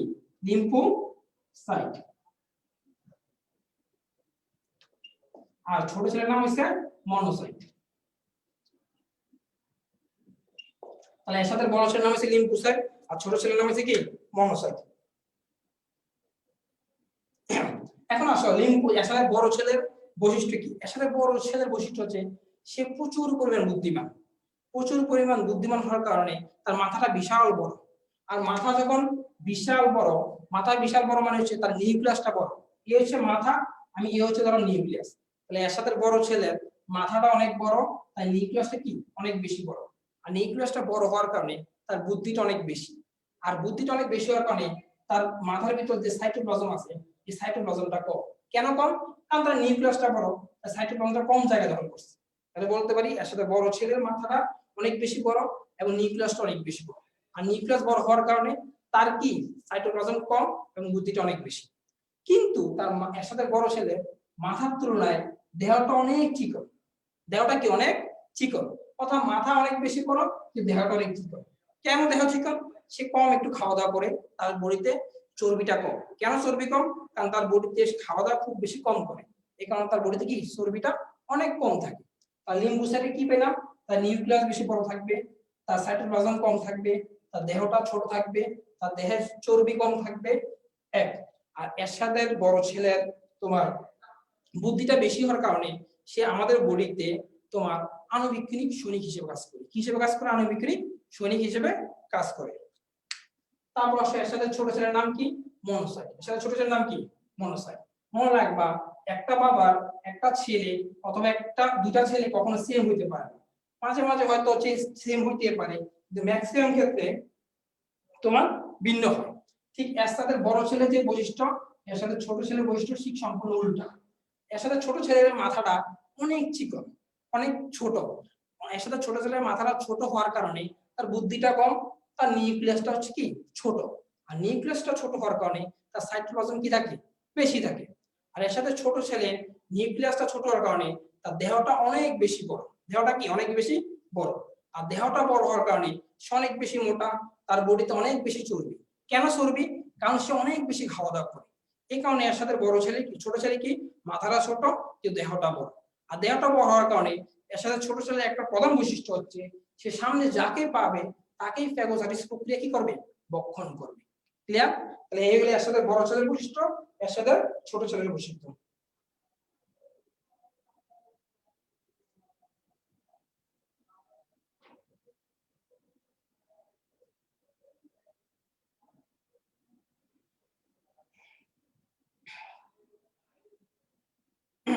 তারপর হচ্ছে এর সাথে মেয়ে কয়টা? তিনটা। মেয়ের নাম কি? এক প্রথম বড়র নাম হচ্ছে তোমার ইউসিনোফিল। এর সাথে বড় বোনের নাম কি? ইউসিনোফিল। আর মেজো মেয়ের নাম কি? সরি, এর সাথে বড় মেয়ের নাম হচ্ছে নিউক্লিওফিল। নিউক্লিওফিল। আর মেজো মেয়ের নাম হচ্ছে ইউসিনোফিল।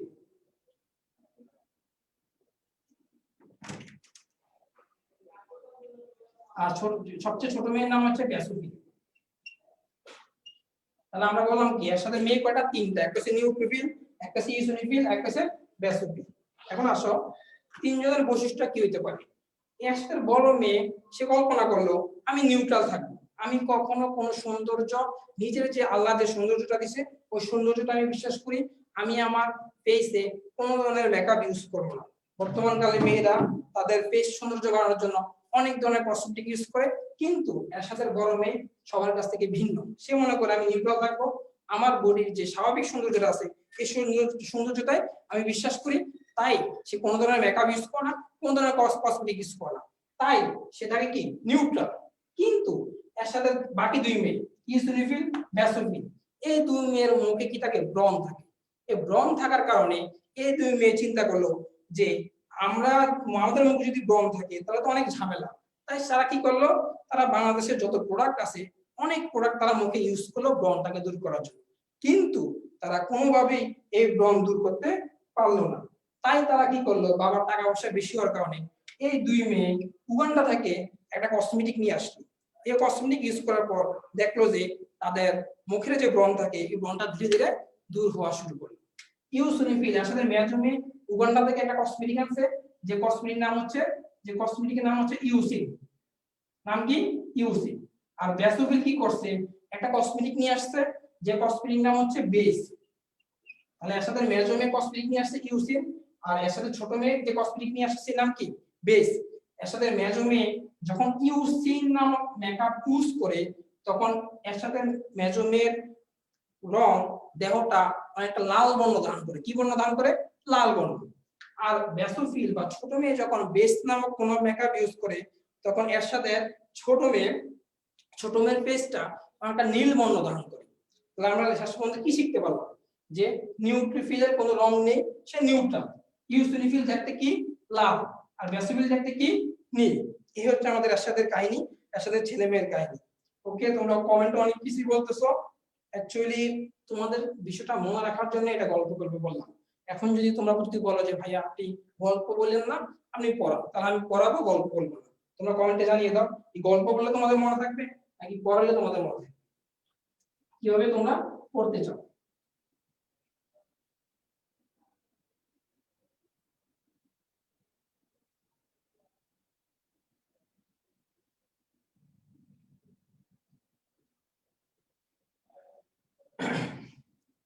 তারপর আসলে ব্লাড গ্রুপ, আমাদের যে জিনিসটা সবচেয়ে বেশি ইম্পর্টেন্ট সেটা হচ্ছে ব্লাড গ্রুপ। ব্লাড গ্রুপ আমাদের কারো ব্লাড গ্রুপ এ পজিটিভ, কারো ব্লাড গ্রুপ এ নেগেটিভ। কেন তোমার ব্লাড গ্রুপ এ, কেন তোমার ব্লাড গ্রুপ বি? এখন যে টপিকটা আলোচনা করব এটা তোমাদের একটু বুঝতে হবে, কারণ বাস্তব জীবনে তোমার এটা কাজে লাগবে। তাহলে ব্লাড গ্রুপ, কার ব্লাড গ্রুপ পজিটিভ, কার ব্লাড গ্রুপ নেগেটিভ, সেটাই আমরা একটু চিন্তা করি। তোমরা যদি বলো যে গল্প বলতে তোমাদের খুব বিরক্ত লাগতেছে, তাহলে আমি গল্প বলবো না, বিকজ তোমরা যেভাবে পছন্দ করো সেভাবে মনে রাখো। আমি জাস্ট বাড়িটা যদি ভুলে যাও, ভুলে যাওয়ার থেকে বাঁচার জন্য জাস্ট গল্পটা বলবো। এরকম অনেক গল্প আছে, তোমরা বললে বলবো, না হয় বাদ দিব। ওকে ওকে। তারপর আছে ব্লাড গ্রুপ। এখন আমরা পড়া চলে আসলাম। তোমরা যেহেতু অনেকেই গল্প বলতে পছন্দ করতেছো না, তাহলে আমরা বায়োলজিটা আমরা আগের মতো পড়াই।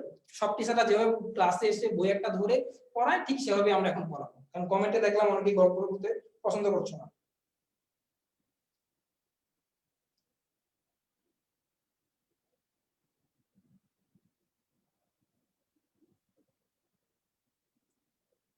তারপর আসে ব্লাড।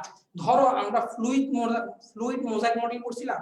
আমরা জানি ফ্লুইড মোজাইক মডেল অনুযায়ী, সরি ফ্লুইড মোজাইক মডেল অনুযায়ী, এই ধরো আমি একটা সেল বা কোষ বলা আছে, ফ্লুইড মোজাইক মডেল অনুযায়ী প্রত্যেকটা সেলে কিছু প্রোটিন থাকে। ধরো আমি কল্পনা করলাম এই সেলে একটা প্রোটিন থাকে এ, আর এই সেলে একটা প্রোটিন থাকে বি। তাহলে মনে রাখবা, যদি কোন বডিতে, যাদের বডিতে এ প্রোটিন আছে তাদের ব্লাড গ্রুপ হচ্ছে এ। যাদের ব্লাড গ্রুপে, যাদের কোষের সেলে বি প্রোটিন আছে তাদের হচ্ছে বি ব্লাড গ্রুপ। যাদের বডিতে কোনো ধরনের প্রোটিন নাই তাদের ব্লাড গ্রুপ হচ্ছে ও। ক্লিয়ার? যাদের বডিতে এ এ প্রোটিন আছে তাদের ব্লাড গ্রুপ হচ্ছে এ, যাদের বডিতে বি ব্লাড গ্রুপ আছে তাদের প্রোটিন হচ্ছে কি বি, আর যাদের ব্লাড গ্রুপে আর যাদের কোষে কোনো ধরনের প্রোটিন নাই তাদের ব্লাড গ্রুপ হচ্ছে ও। আর যাদের কোষে এ এবং বি দুটাই প্রোটিন আছে, যাদের ব্লাড গ্রুপে দুটাই প্রোটিন আছে তাদেরকে তাদের ব্লাড গ্রুপ হচ্ছে এ এবং বি। তাহলে আমরা ব্লাড গ্রুপ কয়টা পেলাম? একটা পেলাম এ, একটা পেলাম বি, একটা পেলাম এ বি, আর একটা পেলাম ও। টোটাল 4টা ব্লাড গ্রুপ পেলাম। কোশ্চেন হলো, তাহলে তুমি চিন্তা করো তোমার কোষে কোন ধরনের প্রোটিন আছে, তোমার ব্লাড গ্রুপ কি। এখন ব্লাড গ্রুপটা কি পজিটিভ নাকি নেগেটিভ সেটা আমরা কিভাবে চিন্তা করব? ব্লাড গ্রুপটা পজিটিভ নাকি নেগেটিভ সেটা যদি চিন্তা করতে চাও, তাহলে আমাকে এখানে একটা জিনিস জানতে হবে। সেটা কি? মনে রাখবা, তোমার কোষে যেমন এ প্রোটিন আছে, বি প্রোটিন আছে, তোমার কোষে আরেকটা প্রোটিন আছে, সেই প্রোটিনের নাম হচ্ছে আরএস ফ্যাক্টর। কি ফ্যাক্টর? RS factor. আরএস ফ্যাক্টরে নির্ধারণ করে দিবে তোমার ব্লাড গ্রুপ কি পজিটিভ নাকি নেগেটিভ। আসো, আরএস আমরা জানি আরএস ফ্যাক্টর টোটাল 3 জোড়া। কয় জোড়া? 3 জোড়া। যেমন কি কি? যেমন capital C small C, capital D small D, capital E small E. এই 3 জোড়া হচ্ছে কি আমার আরএস ফ্যাক্টর। এখন এই 3 জোড়াকে যদি কম্বিনেশন করা, 3 জোড়াকে কি করবা? কম্বিনেশন করা। ধরো আমি কম্বিনেশন করলাম 3 জোড়াকে, capital C, capital D, capital E, small C, small D, small E, capital C, small D, capital E. এরকম যদি তুমি কম্বিনেশন করা, তাহলে তুমি অনেকগুলা সিকোয়েন্স পাবা। মোটামুটি অনেকগুলা তুমি কি পাবা? সিকোয়েন্স পাবা। তুমি একটা জিনিস দেখো, যদি কোন সিকোয়েন্সে অ্যাট লিস্ট একটা ক্যাপিটাল লেটার থাকে তাহলে সেই ব্লাড গ্রুপ হবে পজিটিভ। ক্লিয়ার?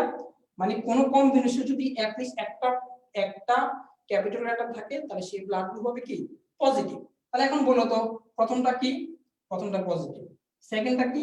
এখানে কোনো ক্যাপিটাল লেটার নাই, তাহলে এটা হবে কি নেগেটিভ। এটা কি? এখানে একটা ক্যাপিটাল লেটার আছে, এটাও আছে, তাহলে এটা কি পজিটিভ। তার মানে তুমি যতই কম্বিনেশন করাও ম্যাক্সিমাম ক্ষেত্রে তুমি ব্লাড পাবা পজিটিভ, অনলি একটা পাবা হচ্ছে নেগেটিভ। অনলি একটা পাবা কি নেগেটিভ। তাহলে বুঝতে পারছো তোমার ব্লাড গ্রুপ কেন পজিটিভ, তোমার ব্লাড গ্রুপ কেন নেগেটিভ।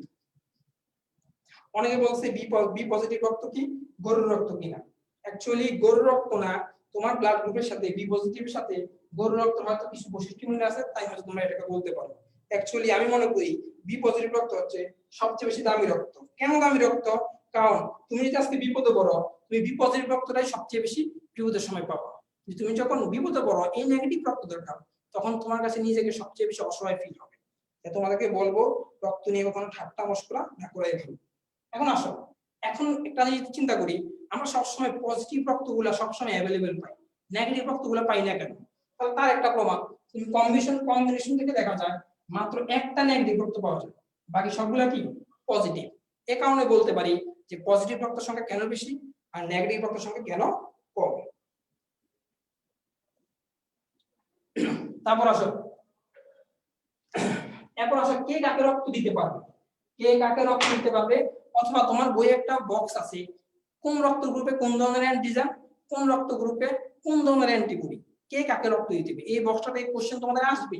তাহলে চলো আমরা মনে রাখি। এটা জানার আগে আমাদের আগে জানতে হবে যে অ্যাকচুয়ালি প্রোটিন কি, সরি অ্যান্টিজেন কি, আর হচ্ছে তোমার অ্যান্টিবডি কি। এই দুটো যদি আমি জানতে পারি তাহলে মোটামুটি আমি বুঝতে পারবো কে কাকে রক্ত দিতে পারবে। প্রথম আসো অ্যান্টিজেন কি, আর একটা হচ্ছে অ্যান্টিবডি কি। অ্যান্টিজেন হচ্ছে এক ধরনের প্রোটিন, অ্যান্টিজেন কি এক ধরনের প্রোটিন। তাহলে আর অ্যান্টিজেন মানে কি এক ধরনের প্রোটিন, আর রক্তের যে গ্রুপ এ বি এগুলো কি এক ধরনের প্রোটিন।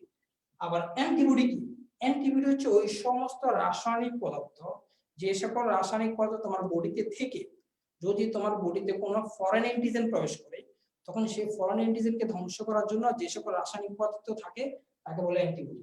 বুঝো নাই? ধরো আমার বডিতে যতগুলা অ্যান্টিজেন আছে সবগুলো হচ্ছে, আমার বডিতে একটা অ্যান্টিবডিও আছে অ্যান্টিজেন আছে, আমার বডিতে সকল পার্টটা অ্যান্টিবডির কাছে কি নোন। কিন্তু আমার বডিতে যদি বাইরে থেকে কোনো কোষ ঢুকানো হয় বা প্রবেশ করানো হয়, তাহলে আমার যে অ্যান্টিবডিটা তার কাছে বাইরের কোষটা হবে কি ফরেন অ্যান্টিজেন।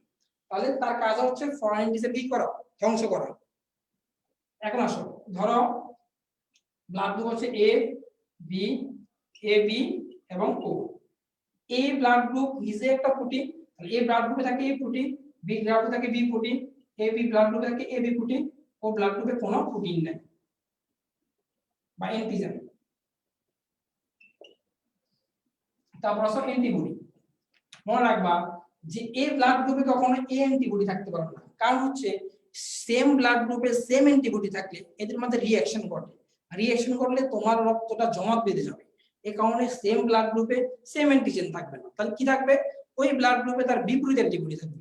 তাহলে এ ব্লাড গ্রুপে অ্যান্টিবডি থাকবে বি, বি ব্লাড গ্রুপে অ্যান্টিবডি থাকবে এ, এ বি তে কোনো অ্যান্টিবডি নাই কিন্তু ওতে কি আছে অ্যান্টিবডি দুটাই আছে। কেন, এ বি তে দুটাই অ্যান্টিজেন আছে, তাহলে এখানে কোনো ধরনের অ্যান্টিবডি থাকবে না। ওতে কোনো অ্যান্টিজেন নাই, এখানে দুটাই কি থাকবে অ্যান্টিবডি থাকবে। তাহলে এখন বুঝতেছো এ ব্লাড গ্রুপে A B antibody, B blood গ্রুপে এ অ্যান্টিবডি। এখন আসো, আমরা এখন আসো কে কাকে রক্ত দিতে পারবে। আমরা জানি ও হচ্ছে সর্বদাতা, এ বি হচ্ছে সর্বগ্রহীতা। কেন ও সর্বদাতা? ও যদি এ ব্যক্তিকে রক্ত দেয়, দেখো ও যদি এ ব্যক্তিকে রক্ত দেয়, ও যদি এ ব্যক্তিকে রক্ত দেয়, এ ব্যক্তির অ্যান্টিজেন কি এ, আর ও ব্যক্তির কি কোনো অ্যান্টিজেন নাই, তাহলে সে যদি এক রক্ত দেয় তাহলে কোনো সমস্যা হবে না। কেন সমস্যা হবে না? কারণ তার কোনো অ্যান্টিজেন নাই। যদি তার অ্যান্টিজেন থাকতো তাহলে একই রক্ত দিলে তার বডিতে একটা অ্যান্টিবডি তৈরি হতো নতুন, আর ওই অ্যান্টিবডিটা এর সাথে রিঅ্যাকশন করতো। কিন্তু এর কোনো অ্যান্টিবডি অ্যান্টিজেন নাই, তাই নতুন করে কোনো অ্যান্টিবডি তৈরি হবে না। তাই ও ব্যক্তি সবাইকে রক্ত দিতে পারবে, এই কারণে ওকে বলে সর্বদাতা। ক্লিয়ার? ওকে। তারপর আসো আরএস ফ্যাক্টর। আরএস ফ্যাক্টরের কারণে কি কি সমস্যা হতে পারে। তোমাদের একটা কথা বলি, আরএস পজিটিভ আরএস নেগেটিভ, তোমরা যারা যারা অনেকে আমরা বলি যে স্বামী স্ত্রী বিয়ে করার আগে আমাদের ব্লাড গ্রুপটা জেনে রাখা দরকার। কেন জেনে রাখা দরকার? কারণ আরএস নেগেটিভ আরএস পজিটিভ যখন বিয়ে করে তখন তাদের ফিউচারে অনেক প্রবলেম হতে পারে। তাই তোমাদেরকে বলবো যাদের বয়ফ্রেন্ড বা গার্লফ্রেন্ড আছে তারা প্রেম করার আগে জিজ্ঞেস করে নিবা তার ব্লাড গ্রুপ কি। কারণ হচ্ছে তোমরা যদি সেম ব্লাড গ্রুপ হয়, RS plus positive RS plus positive যদি বিয়ে হয় তাহলে কোনো প্রবলেম নাই, আরএস নেগেটিভ এবং আরএস নেগেটিভ যদি বিয়ে হয় তাহলে কোনো প্রবলেম নাই। কিন্তু প্রবলেমটা হচ্ছে যদি আরএস নেগেটিভ এবং আরএস পজিটিভ বিয়ে হয় তাহলে প্রবলেমটা হতে পারে। কি প্রবলেম হতে পারে?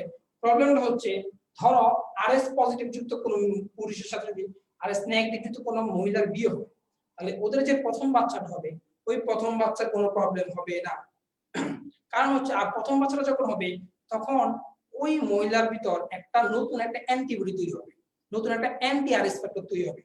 তার মানে হচ্ছে আরএস নেগেটিভের সাথে যদি আরএস পজিটিভ বিয়ে হয়, ওদের প্রথম যে বেবি, ফার্স্ট বেবি হওয়ার সময় ওদের বডিতে কি মায়ের বডিতে কি হবে, একটা আরএস অ্যান্টি আরএস তৈরি হবে। তারপর আবার যখন এই ব্যক্তি যখন একে রক্ত দিবে তখন এই অ্যান্টি আরএস বিক্রিয়া করে ওদের বডিতে কি করবে, রক্তটা জমাট বেঁধে যাবে। আর রক্ত যখন জমাট বেঁধে যাবে তখনই ফিউচার অনেক প্রবলেম হতে পারে, বা সন্তান বিকলাঙ্গ হতে পারে, সন্তানের অনেক রোগ হতে পারে।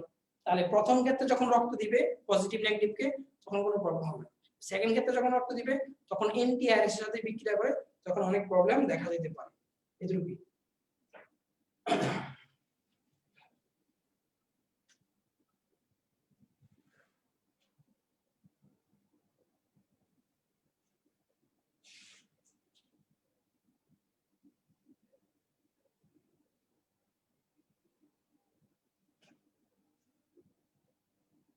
ওকে, চলো আমরা আরেকটা কথা জানি, সমন্বয়।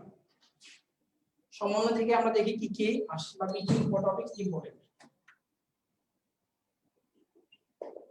সমন্বয় থেকে কি কি টপিকস ইম্পর্টেন্ট।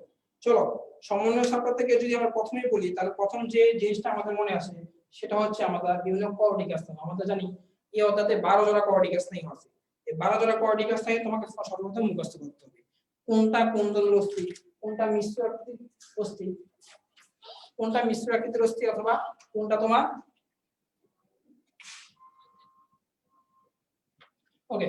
তাহলে কোঅর্ডিনেট স্থানগুলো আমাকে আগে জানতে হবে, কোনটা মিশ্র আকৃতির, কোনটা মডুলার আকৃতির, কোনটা সংবিধি অথবা এগুলো আমাকে আগে জানতে হবে। বা যারা কোঅর্ডিনেট স্থান সমন্বয়ের মধ্যে তোমাদের মেইন যে প্রবলেমটা একটা ওয়ার্ড আছে সেটা হচ্ছে সিম্পেথেটিক আর হচ্ছে প্যারাসিম্পেথেটিক। এই দুইটা ওয়ার্ড তোমাদের একটু বুঝতে প্রবলেম। এখন সিম্পেথেটিক কি আর প্যারাসিম্পেথেটিক কি, ধরো সিম্পেথেটিক আর প্যারাসিম্পেথেটিক কি সেটা আমি একটু একটা উদাহরণের মাঝে বুঝি। ধরো আজকে রাত গভীর রাতে তোমাকে বললো তুমি আজকে রাতে শ্মশানে যাবা, শ্মশানে অথবা কবরস্থানে যাবা। ধরো তুমি রাত 2টার দিকে শ্মশানের সামনে গেলা, যাওয়ার পর এই রাতের বেলা তোমার মনে হবে পিছন থেকে কেউ হয়তো তোমাকে ডাকছে, তুমি পিছন দিকে তাকালা, দেখলা যে কেউ নেই।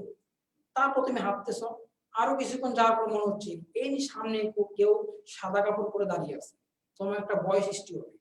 তখন দেখবা এই ভয়টা কাটানোর জন্য দেখবা তুমি কি করবে, একটা পন্থা অবলম্বন করবে। কি পন্থা অবলম্বন করবা, হয়তো তুমি গান গাইবা অথবা তুমি দৌড় দিবা। এই যে ভয়টা পাওয়ার পর তোমার দেখবা তোমার শ্বাসকষ্ট বেড়ে যাবে, তোমার প্রচন্ড তুমি ঘেমে যাবা, তুমি যাবে অটোমেটিক গান গাইবা অথবা তুমি দৌড় দিবা। এই যে ঘটনাগুলো ঘটছে এই সবগুলা ঘটনা হয়েছে আমার সিম্পেথেটিক। ক্লিয়ার? আর প্যারাসিম্পেথেটিক হচ্ছে তুমি যে ভয়টা পাইছো, ভয়টা পাওয়ার পর যখন তুমি বাসায় যাবা, বাসায় যাওয়ার পর দেখবা আস্তে আস্তে তোমার ভয়টা কেটে যাবে, তোমার শরীর থেকে আর কোনো ঘাম বের হবে না, তুমি ভয় পাবে না, তোমার শ্বাসকষ্ট কমে যাবে আর তোমার মুখ থেকে কোনো ঘামও বের হবে না। তাহলে ভয় পাওয়ার মুহূর্ত হচ্ছে সিম্পেথেটিক আর ভয় পাওয়ার পর হচ্ছে কি প্যারাসিম্পেথেটিক। ক্লিয়ার? ওকে, তাহলে আরেকটা এখানে আর কিছু আছে, যেমন হচ্ছে আমার হচ্ছে সুষুম্না স্নায়ু আর হচ্ছে কোঅর্ডিনেট স্নায়ু। কোঅর্ডিনেট স্নায়ু কয় জোড়া? 12 জোড়া। আর সুষুম্না স্নায়ু কয় জোড়া? তোমার 31 জোড়া। এখন আসো কোঅর্ডিনেট স্নায়ুগুলো আবার কি কি। এখন আসো সুষুম্না স্নায়ু কোঅর্ডিনেট স্নায়ু পার্থক্য কি। মনে রাখবা আমরা যদি একটা বডি কল্পনা করি তাহলে এখানে থাকে কোঅর্ডিনেট স্নায়ু আর এখানে থাকে সুষুম্না স্নায়ু। তাহলে কোঅর্ডিনেট স্নায়ু হচ্ছে মস্তিষ্ক, অর্থাৎ মস্তিষ্ক থেকে যদি কোনো নিউরন বা কোনো স্নায়ু যদি আমার বডির দিকে যায় তাহলে সেটাকে বলবো কোঅর্ডিনেট স্নায়ু। আবার সুষুম্না স্নায়ুগুলো কি করে, বডি থেকে মস্তিষ্কে কি করে, স্নায়ু প্রেরণ করে। তাহলে বলতে পারি সুষুম্না স্নায়ুগুলা বডি থেকে মস্তিষ্কে স্নায়ু প্রেরণ করে, আর কোঅর্ডিনেট স্নায়ুগুলা মস্তিষ্ক থেকে বডিতে স্নায়ু প্রেরণ করে। এইটাই পার্থক্য। একজন বডি থেকে বডি থেকে মস্তিষ্ক নিবে, আর একজন মস্তিষ্ক থেকে বডিতে স্নায়ু প্রেরণ করবে। এখন আসো আমার 12 জোড়া কোঅর্ডিনেট স্নায়ু কিভাবে মনে রাখবো। তাহলে আমরা একটা ছন্দ মনে রাখতে পারি। ছন্দটা কি? ছন্দটা হচ্ছে ধরো 346 ম্যাচে সাকিব 128 রান করে।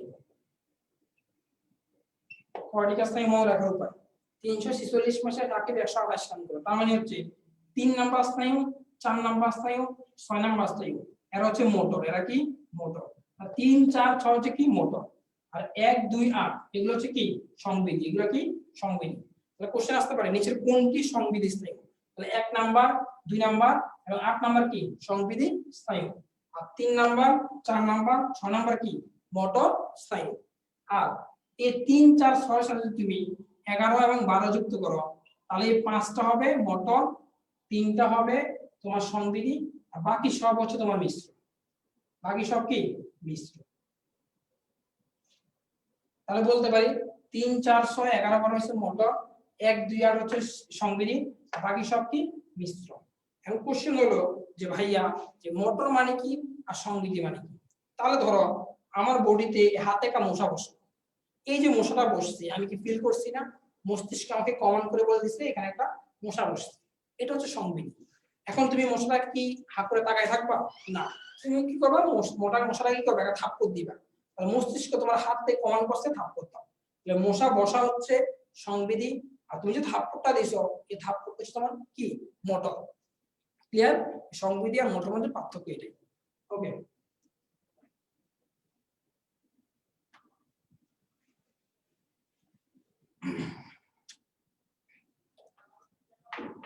সংবিধান মোটের মধ্যে পার্থক্য হচ্ছে কি এটাই। এখন আসো আমাদের যে জিনিসটা থেকে সবচেয়ে বেশি প্রশ্ন আসে সেটা হচ্ছে মস্তিষ্ক। মস্তিষ্ক আমরা জানি মস্তিষ্ক 3 প্রকার, অগ্র মস্তিষ্ক, মধ্য মস্তিষ্ক এবং পশ্চাৎ মস্তিষ্ক।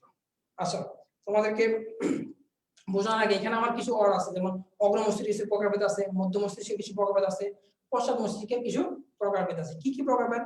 যেমন একটা সেরেব্রাম আছে, সেরেবেলাম আছে, হাইপোথ্যালামাস আছে, তারপর হচ্ছে তোমার থ্যালামাস আছে। এগুলো তোমাকে জানতে হবে, এগুলোর কাজগুলো খুব বেশি ইম্পর্টেন্ট। কি বলছি বুঝতে পারছো? এখন তোমাদের কোশ্চেন হলো যে ভাইয়া কাজগুলো তো মনে থাকে না, তাহলে কাজগুলো কিভাবে মনে রাখবো? কাজগুলো তুমি বই থেকে যতটুকু পারো মনে রাখা নিবা। যেমন ধরো আমি বললাম, ধরো আমার একটা গল্প বলি, ধরো আমি একটা ক্লাসে গেলাম, ক্লাসে গিয়ে আসলে ধরো সকাল 7টা থেকে 8টা পর্যন্ত আমি 1 ঘন্টা ক্লাস দিলাম, আবার 8টা থেকে 9টা পর্যন্ত ক্লাস দিলাম। তো 2 ঘন্টা ক্লাস দেওয়ার পর মনে হলো যে আমার প্রচন্ড সকালে নাস্তা করি নাই, নাস্তা করতে 5-30টা লাগছে। এখন আমি সকালবেলা কি করলাম, ক্লাসে ঢোকার আগে নাস্তাও করলাম প্লাস পানিও খেলাম। 3 নম্বর ক্লাসে ঢোকার আগে গিয়ে দেখি ওই ক্লাসে প্রচুর পরিমাণ মেয়ে। তো ওই মেয়েগুলার মাঝে মেয়েগুলোকে দেখে মনে হলো যাক যেহেতু মেয়েদের ব্যাচ ক্লাসটা অনেক ভালো হবে। আমি ক্লাসে ঢুকে ক্লাসটা নেওয়া শুরু করবো, এমন সময় হঠাৎ করে একটা মেয়ের দিকে নজর গেল। ওই মেয়েটাকে দেখে আমার মনে হলো এত সুন্দর একটা মেয়ে আছে, এই ক্লাস নিতে পারবো। তার মানে বলা যায় মেয়েটার উপর একটা ক্রাশ খেলো। কি বলছি বলছি কি খেলাম? ক্রাশ খেলো। তো ওই মেয়েটার কথা চিন্তা করে পরের দিন আমি আবার ক্লাসে ঢুকলাম, কিন্তু আইসা দেখি মেয়েটা না ক্লাসে নেই। আমার কাছে খারাপ লাগার সৃষ্টি করলো, কিন্তু মেয়েটা ক্লাসে নেই কেন? পরের দিন আবার আসলাম, মেয়েটা ক্লাসে নেই। মেয়েটা আবার একটা অভিমান সৃষ্টি হলো, একটা রাগ সৃষ্টি হলো, কেন মেয়েটা ক্লাসে নেই? তারপর আমি কি করলাম, পরিচালক স্যারকে জিজ্ঞেস করলাম, স্যার মেয়েটা তো ক্লাসে নেই, তাহলে এখন মেয়েটাকে আমার লাগবে, মেয়েটা ক্লাসে নিতে। তখন স্যার বললো যে আবেগী হওয়া যাবে না, বেশি আবেগী হলে আবার প্রবলেম। তখন বললাম যে স্যার এনে দেন, আমি ক্লাসে ঢুকলাম।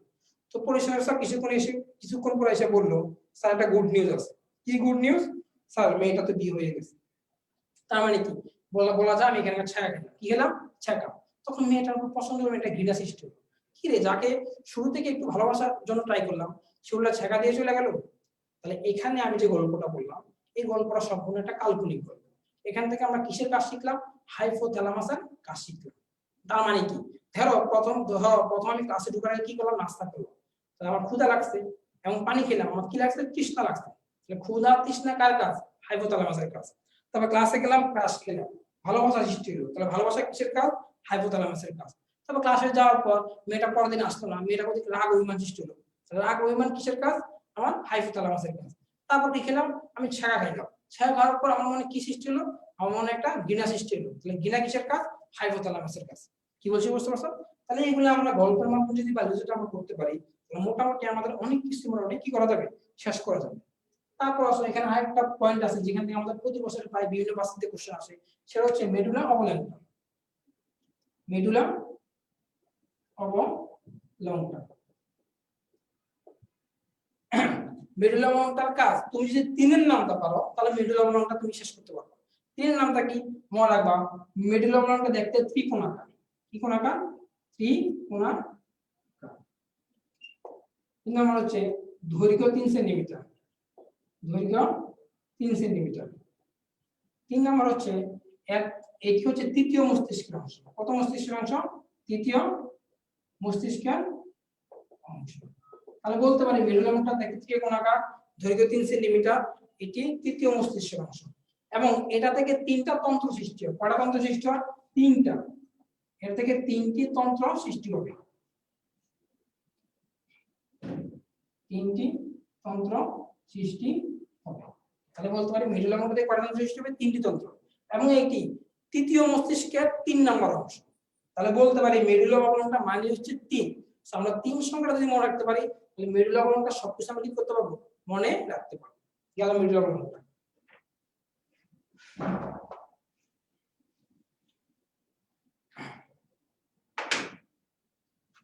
তারপর আসো ধরো সেরেব্রাম। এখন আসো সেরেব্রামের কাজগুলো আমরা কিভাবে মনে রাখবো? ধরো আমরা তো সবাই আইনস্টাইনকে চিনি, কি আমরা সবাই? আইনস্টাইন। এখন এখানে আচ্ছা আইনস্টাইন কথা বাদ দিলাম, তুমি সেরেব্রামের কাজ মনে রাখতে চাও। সেরেব্রামের কাজ চিন্তা শক্তি, বুদ্ধি শক্তি, ঘ্রাণ শক্তি, সামাজিক এবং আচরণ নিয়ন্ত্রণ, এগুলো হচ্ছে তোমার সেরেব্রামের কাজ। এগুলো তুমি বই থেকে পড়ে নিবা, কোনো প্রবলেম নাই, ঠিক আছে? ওকে।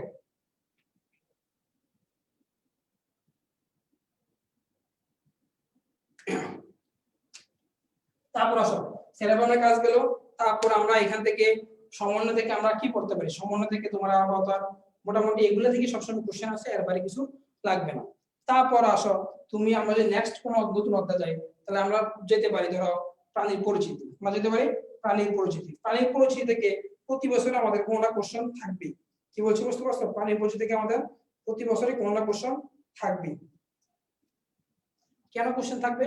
প্রাণীর পরিচিতি থেকে শুধু একটা কোশ্চেন আসবে, সেটা হচ্ছে আমাদের প্রাণীর যে পর্বের যে বৈশিষ্ট্যগুলো, এই পর্বের বৈশিষ্ট্যগুলো তোমাকে মনে রাখতে হবে। কেন মনে রাখতে হবে? বিকজ পর্বের বৈশিষ্ট্য থেকেই প্রতি বছর কোশ্চেন আসবে। আমরা জানি পর্ব কয়টা? আমাদের পুরো 9টা পর্ব আছে। কয়টা পর্ব আছে? 9টা পর্ব। পরিপেরা, নিডারিয়া, প্লাটিহেলমিনথেস, নেমাটোডা, এই যে পর্বগুলো আছে এখান থেকে তোমার সবসময় কোশ্চেনগুলো চলে আসবে। আরেকটা কোশ্চেন আসবে, সেটা হচ্ছে বিভিন্ন সায়েন্টিফিক নেম। সায়েন্টিফিক নেম কখনোই কমন দিয়ে বা শিওর দিয়ে বলা সম্ভব না যে এই সায়েন্টিফিক নেমের এই কোশ্চেনটাই তোমার আসবে, কিন্তু তারপরও কিছু কিছু কমন সায়েন্টিফিক নেমগুলো যদি মুখস্থ করতে পারো তাহলে মোটামুটি তোমার কাভার হয়ে যাবে। কিন্তু সর্বপ্রথম যেটা বেশি ইম্পর্টেন্ট রিটেন এবং এমসিকিউ এর জন্য, সেটা হচ্ছে তোমার প্রাণী বিজ্ঞানের তোমার এমসিকিউ বৈশিষ্ট্যগুলো তোমার মনে রাখতে হবে। কোশ্চেন হলো যে কিভাবে বৈশিষ্ট্যগুলো মনে রাখবে। আচ্ছা, তোমাদের বইয়ে বৈশিষ্ট্যগুলো তোমরা বারবার পড়ো এবং বারবার ভুলে যাও। তাহলে চলো আমরা আজকে দেখি কোনো শর্টকাট টেকনিকে বৈশিষ্ট্যগুলা মনে রাখা যায় কিনা। প্রথম আসো পরিফেরা।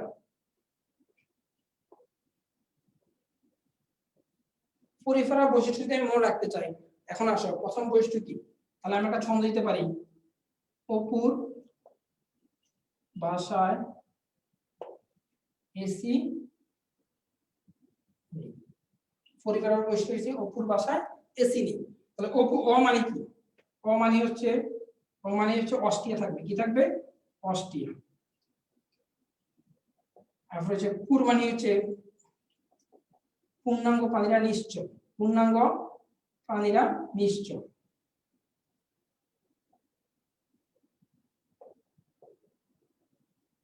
পূর্ণাঙ্গ প্রাণীরা নিশ্চয়। তারপর হচ্ছে ধরো ব হচ্ছে এরা বহুকোষী। ব মানে কি? এরা বহুকোষী। ব মানে হচ্ছে এরা বহুকোষী। তারপর হচ্ছে দন্ত্য মানে হচ্ছে এদের মাঝে স্পিকিউল থাকবে। এদের মাঝে কি থাকবে? স্পিকিউল। দন্ত্য মানে কি হবে? এদের মাঝে স্পিকিউল থাকবে। দন্ত্য মানে হচ্ছে এদের মাঝে স্পিকিউল থাকবে।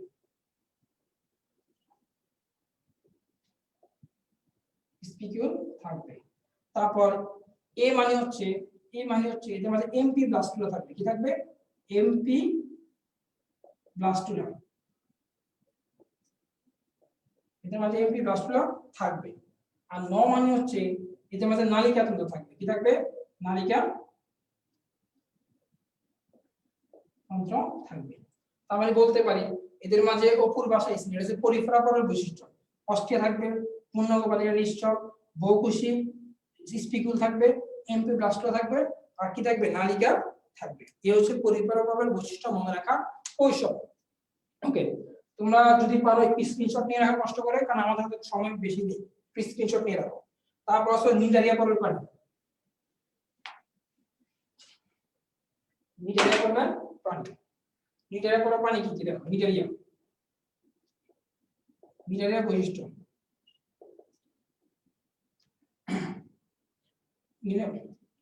নিডারিয়া পরের পানি বৈশিষ্ট্য আমরা রাখার জন্য একটা ছন্দ মনে রাখো, মেসি 20 সালে গোল দিও। এই হচ্ছে বৈশিষ্ট্যগুলো, মেসি 20 সালে গোল দিও। এখন ম মানে কি? এতে মেসোগ্লিয়া থাকবে, কি থাকবে? মেসোগ্লিয়া থাকবে। আর 20 মানে কি? 20 প্রজাতির কি? এর 20 প্রজাতির স্বাদু স্বাদু স্বাদু পানি। 20 প্রজাতির কি? স্বাদু পানি।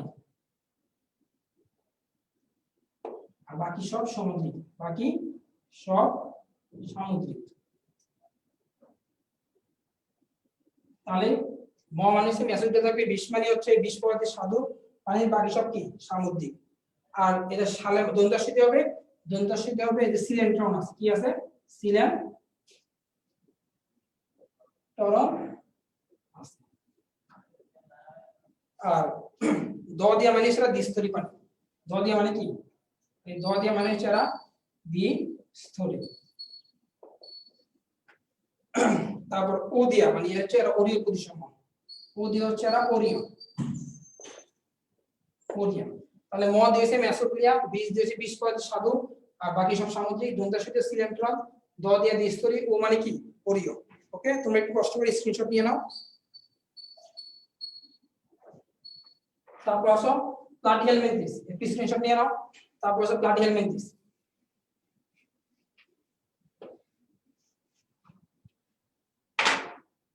প্লাটিহেলমিনথিস,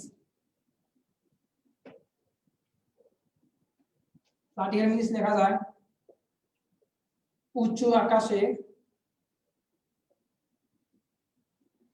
দ্বীপ জলে। এগুলো হচ্ছে প্লাটিহেলমিনথিস পর্বের বৈশিষ্ট্য। তাহলে উ মানে কি? উ মানে হচ্ছে উভলিঙ্গ। আর চ মানে হচ্ছে চোষক, চোষক আছে।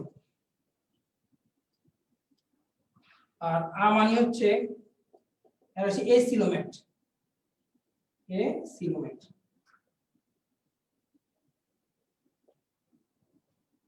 তারপর ক মানে হচ্ছে ক, ক মানে হচ্ছে এদের কিউটিকল থাকবে,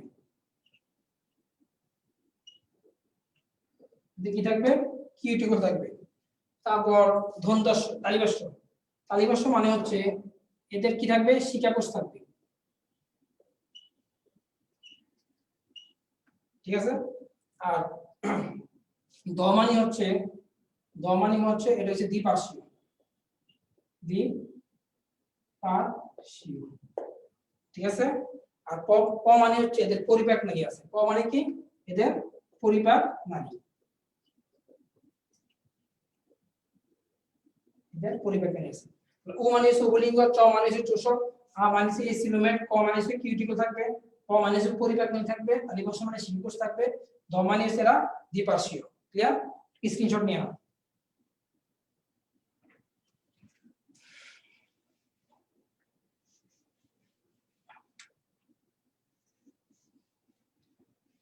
তারপর আছে নেমাটোডা, নেমাটোডা পরে বৈশিষ্ট্য। নেমাটোডা,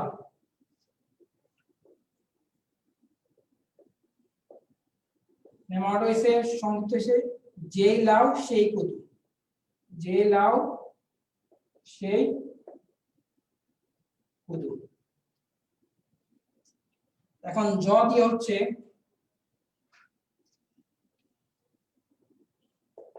এদের যৌন ভিন্নতা দেখা যায়, যৌন ভিন্নতা দেখা যায়। তারপর ই দিয়ে হচ্ছে এরা ইলাস্টিন নির্মিত, ইলাস্টিন নির্মিত। তারপর ল দিয়ে হচ্ছে, ল দিয়ে হচ্ছে লম্বা 1 মিটার, লম্বা কি? 1 মিটার। তারপর দন্তস্ব দিয়ে হচ্ছে এরা সোডোসুলিমেট, দন্তস্ব কি? এরা সোডো সিলোমেট। সেটা কি হবে না, সোডো সিলোমেট। আর ক দিয়ে হচ্ছে এদের কিউটিকল থাকবে, কিউটিকল থাকবে। একটু কষ্ট করে স্ক্রিনশট নিয়ে নাও। আর দ দিয়ে হচ্ছে এরা দ্বিপার্শ্বীয়, দ্বিপার্শ্বীয়। ক্লিয়ার? দ দিয়ে কি হচ্ছে এরা দ্বিপার্শ্বীয়। স্ক্রিনশট নিয়ে নাও।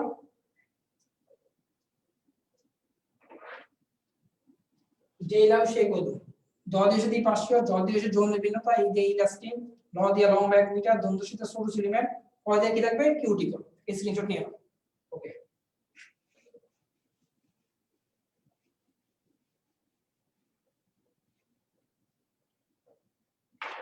তারপর আছে মলাস্কা।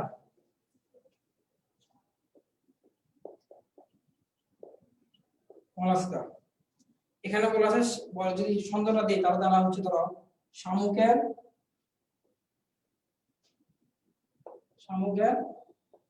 মাংস নরম।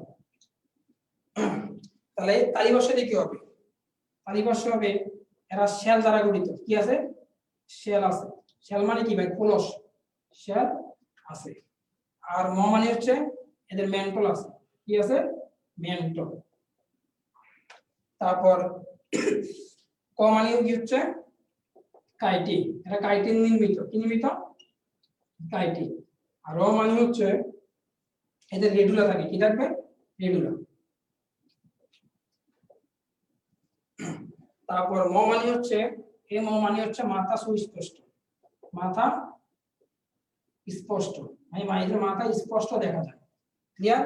এদের মাথা কি থাকবে, স্পষ্ট দেখা যাবে। আর দন্তস্ব মানে হচ্ছে, দন্তস্ব মানে হচ্ছে এদের সিলোমেট থাকবে। দন্তস্ব মানে কি, এদের সিলোমেট থাকবে, সিলোমেট। আর ন মানে হচ্ছে এদের দেহ কি, নরম। দেহ কি হবে, নরম। তাহলে বলতে পারি তালিবর্ষে যে শেল আছে, ম দিয়ে মেন্টল আছে, ক দিয়ে কাইটিন নির্মিত, র দিয়ে রেডুলা আছে, ম দিয়ে মাথা স্পষ্ট, দন্তস্বতে সিলোমেট থাকবে, ন দিয়ে কি হবে, এদের শরীর কি হবে, নরম হবে। ক্লিয়ার? ওকে, স্ক্রিনশট নিয়ে নাও।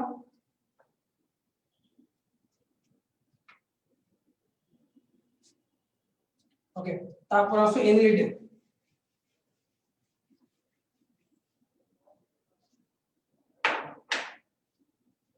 এনরিডা পড়বে বৈশিষ্ট্য। এনরিডা পড়বে বৈশিষ্ট্য আমরা কি লিখতে পারি, দিদির পরনে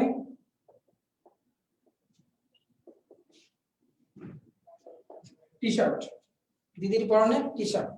তাহলে দ দিয়া বলতে পারি দেহ লম্বা। তারপর আবার দ দিয়া বলতে পারি দ্বিপার্শ্বীয়। তারপর র দিয়ে দেখতে পারি রক্ত বর্ণের লাল, রক্তের বর্ণ লাল। তারপর দন্তন্য দিয়ে লিখতে পারি নেফ্রিডিয়া থাকবে। কি থাকবে, নেফ্রিডিয়া থাকবে। তারপর তালিবাসতে লিখতে পারি নেফ্রিডিয়া, দন্ত দিয়ে নেফ্রিডিয়া, তালিবাসতে লিখতে পারি এটা এরা স্বাধীন। এরা কি, স্বাধীন। এখানে বানানে জাস্ট মিলানোর জন্য বলছি। ওকে, তারপর ট দিয়ে দেখতে পারি ট, এদের ট্রকোফোর থাকবে, ট্রকোফোর নামক লার্ভা থাকবে, ট্রকোফোর নামক লার্ভা থাকবে। এরা দেহ লম্বা, দ্বিপার্শ্বীয়, রক্তবর্ণ লাল, নেফ্রিডিয়া, স্বাধীন এবং ট্রকোফোর নামক লার্ভা থাকবে। তারপর আসো একটা স্ক্রিনশট নিয়ে নাও তাড়াতাড়ি, সময় খুব অল্প। তারপর আসো আর্থ্রোপোডা। আর্থ্রোপোডা পড়বে প্রাণী।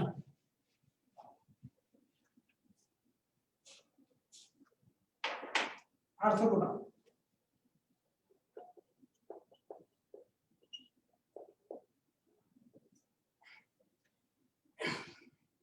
আর্থ্রোপোডা লেখা যায় হিমো রুমাকে অ্যাটাক করবে না, হিমো রুমাকে অ্যাটাক করবে না। তাহলে লেখা যায় হ দিয়ে হচ্ছে হিমোসিল, হ দিয়ে কি থাকবে, হিমোসিল। তো ম দিয়ে হচ্ছে মুখপাঙ্গ থাকবে। কি থাকবে, মুখপাঙ্গ।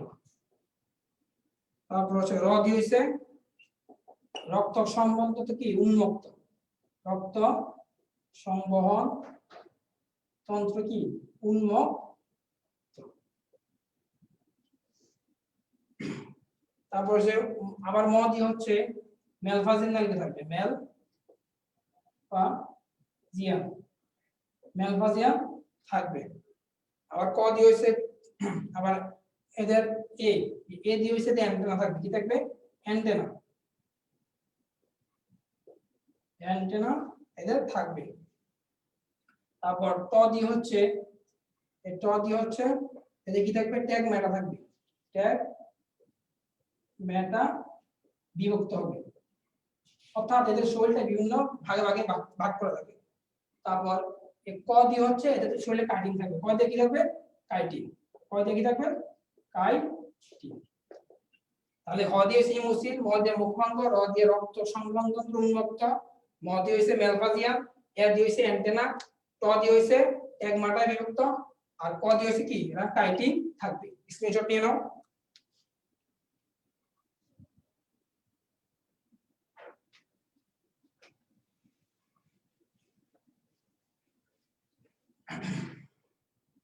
লাস্টে একটাই একাইনোডার্মাটা, একাইনোডার্মাটা বাংলা বলছি একাইনোডার্মাটা। একাইনোডার্মাটার বৈশিষ্ট্য হচ্ছে 5-7 দিন আমি একা,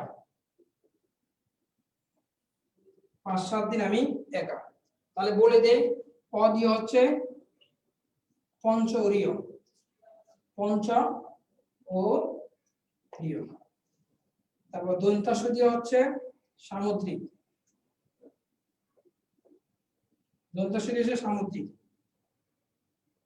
তারপর ত দিয়ে হচ্ছে ত্বকীয়, ফুলকায়,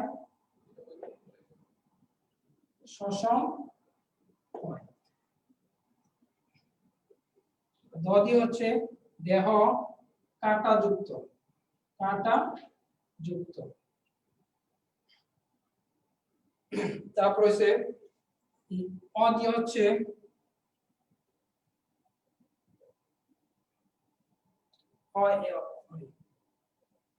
হচ্ছে এম্বোলেক্ট্রন, এম্বোলেক্ট্রন খাত থাকবে, এম্বোলেক্ট্রন কি থাকবে খাত থাকবে। তারপর এ দিয়ে হচ্ছে এক লিঙ্গ প্রাণী, এক লিঙ্গ। আর ক দিয়ে হচ্ছে কণ্টকময়, ক দিয়ে কি কণ্টক। তাহলে বলতে পারি ক দিয়ে হচ্ছে পঞ্চউরীয়, তারপর দন্তাসু দিয়ে হচ্ছে সামুদ্রিক, ক দিয়ে হচ্ছে পঞ্চউরীয়, দন্তাসু দিয়ে কি সামুদ্রিক, তারপর ত দিয়ে কি ত্বকীয়, আর দ দিয়ে হচ্ছে দেহ কাঁটা যুক্ত, এ দিয়ে হচ্ছে এম্বোলেকার কি থাকবে খাত থাকবে, এ দিয়ে কি হবে এম্বোলেকার খাত থাকবে।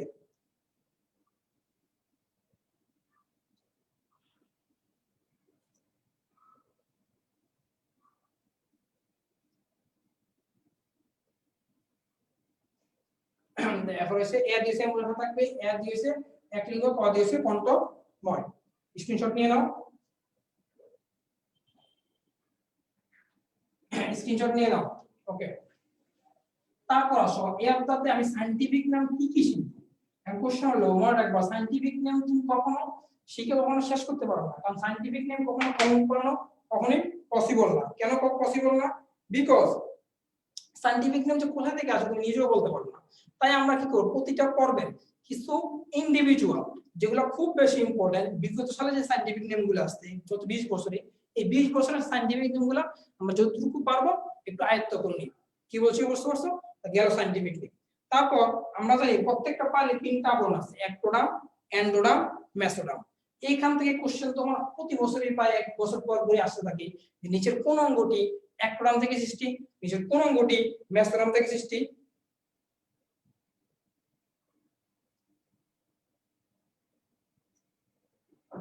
নিচের কোন অঙ্গটি অ্যানোডাম থেকে সৃষ্টি। তাহলে আসো আমরা যদি অ্যাক্টোডাম আর মেসোডাম জানি তাহলে অ্যানোডাম না জানলেও চলবে। তাহলে চলো আমরা অ্যাক্টোডাম শিখি। নিচের কোন অঙ্গটি অ্যাক্টোডাম থেকে সৃষ্টি হয়। তাহলে অ্যাক্টোডাম থেকে সৃষ্টি হয় কোন কোন অঙ্গগুলো, সেই অঙ্গগুলো যদি তুমি জানতে চাও তাহলে তুমি তোমার গার্লফ্রেন্ডের কথা চিন্তা করো, অথবা একটা মেয়ের কথা চিন্তা করো, ধরো কোশ্চেন আসলো নিচের কোন অঙ্গটি এক কোণ থেকে সৃষ্টি, তুমি কি করবা? তোমার গার্লফ্রেন্ডের কথা চিন্তা করবে। গার্লফ্রেন্ডের কথা চিন্তা করলে তোমার গার্লফ্রেন্ডের যে মুখের যে ফেসটা, এই ফেসটাতে সে কি কি ইউজ করে? একটা মেয়ের বাহ্যিক যে সৌন্দর্য অথবা একটা মেয়ের বাহ্যিক সৌন্দর্য বাড়ানোর জন্য সে যা যা ইউজ করে সবগুলাই এক কোণ থেকে সৃষ্টি। যেমন যেমন হচ্ছে ধরো একটা মেয়ে চোখের সৌন্দর্য বাড়ানোর জন্য কি করে? লেন্স ইউজ করে, এই লেন্সটা এক কোণ থেকে সৃষ্টি। একটা মেয়ে তোমার ঠোঁটে কি করে? লিপস্টিক ইউজ করে, ঠোঁটা কোথা থেকে সৃষ্টি? এক কোণ থেকে সৃষ্টি। তারপর ধরো মেয়েরা হাতে কি করে? নেল পেন্ট করে, নেল কোথা থেকে সৃষ্টি? নখ কোথা থেকে সৃষ্টি? এক কোণ থেকে সৃষ্টি। মেয়েরা স্কিনে অনেক ধরনের ক্রিম ইউজ করে, তাহলে স্কিন কোথা থেকে সৃষ্টি? এক কোণ থেকে সৃষ্টি। তারপর অনেকে আবার মুখে স্প্রে ইউজ করে, তাহলে মুখে যে স্প্রে ইউজ করে তাহলে জিহ্বাটা কোথা থেকে সৃষ্টি? এক কোণ থেকে সৃষ্টি। অনেকে আবার কি করে? দাঁত স্পাইলিং করে, তো দাঁত কোথা থেকে সৃষ্টি? এক কোণ থেকে সৃষ্টি। তাহলে বুঝতে পারবা এক কোণ মানেই তোমার গার্লফ্রেন্ড, এক কোণ মানে একটা মেয়ে, একটা মেয়ের বাহ্যিক সৌন্দর্য মানে হচ্ছে এক কোণ। আশা করি ভুলবা না তোমরা, এটা মনে রাখবা। ওকে, তাহলে এক কোণ দিল। তারপর আছে মেসোডাম। মেসোডাম মানে কি? মেসোডাম নিচের কোন অঙ্গটি মেসোডাম থেকে সৃষ্টি, এটা যদি আমরা মনে রাখতে চাই তাহলে মেসোডাম লিখে রাখো। মেসোডাম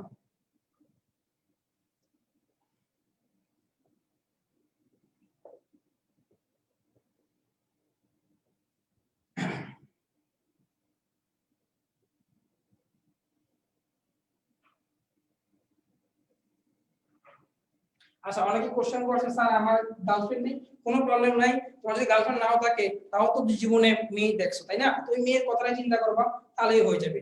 আবার অনেকে কোশ্চেন করছে যে স্যার আমার তো স্যার অনেক কোশ্চেন স্যার মেয়ে ছেলেরা কি করছে, ছেলেরা কাদের চিন্তা করবে? সমস্যা নাই, ছেলেরাও মেয়েরা কাদের চিন্তা করবে? সমস্যা নাই, মেয়েরাও ছেলেদেরকে চিন্তা করে এক্সাম হলে কোশ্চেনটা ফিল আপ করে ফেলবে, ওটা কোনো বড় কথা না। এখন আসলে ম্যাথস প্রোগ্রাম কয় থেকে সৃষ্টি হয় দেখো, তাহলে আমাদের এটা মনে রাখো, পেয়ার এক সংযোজন। পেয়ার মানে হচ্ছে পুষ্টিতন্ত্র, রে মানে হচ্ছে রেচনতন্ত্র, ক মানে হচ্ছে কঙ্কালতন্ত্র, সং মানে হচ্ছে সংবহনতন্ত্র, জ মানে হচ্ছে যোজক কলা, জন মানে হচ্ছে জননতন্ত্র। তাহলে এই পার্টগুলো আমার ম্যাথস থেকে সৃষ্টি হয়, এই পার্টগুলো আমার ম্যাথস থেকে সৃষ্টি হয়। তাহলে লিখে গো, ক মানে হচ্ছে পরিপাকতন্ত্র বা পুষ্টিতন্ত্র, পুষ্টিতন্ত্র, আর র মানে হচ্ছে রেচনতন্ত্র, ক মানে হচ্ছে কঙ্কালতন্ত্র, আর সং মানে হচ্ছে সংবহনতন্ত্র। তাহলে ক মানে হচ্ছে পুষ্টিতন্ত্র, র মানে রেচনতন্ত্র, তারপর ক মানে কঙ্কালতন্ত্র, সং মানে হচ্ছে সংবহন তন্ত্র, আর জন মানে হচ্ছে জননতন্ত্র, জন মানে হচ্ছে জনতন্ত্র। তাহলে এই অঙ্গগুলো আমার ম্যাথস থেকে সৃষ্টি হবে। তাহলে একটোডাম কয় থেকে সৃষ্টি হয় সেটা জানলাম, এই অঙ্গগুলো ম্যাথস থেকে হয় সেটাও জানলাম। তাহলে একটোডাম ম্যাথসের বাইরে যে অঙ্গগুলো কোশ্চেন আসবে বাকি সব সৃষ্টি হবে এন্ডোডাম থেকে। ক্লিয়ার? বুঝতে পারছি? তাহলে একটোডাম গেল, তার কি হলো? ম্যাথসোডাম গেল, বাকি সব কি হবে? এন্ডোডাম থেকে। আমি আবার বলছি, ক মানে পুষ্টিতন্ত্র, র মানে রেচনতন্ত্র, ক মানে কঙ্কালতন্ত্র, সং মানে সংবহনতন্ত্র, আর জন মানে কি? জনতন্ত্র।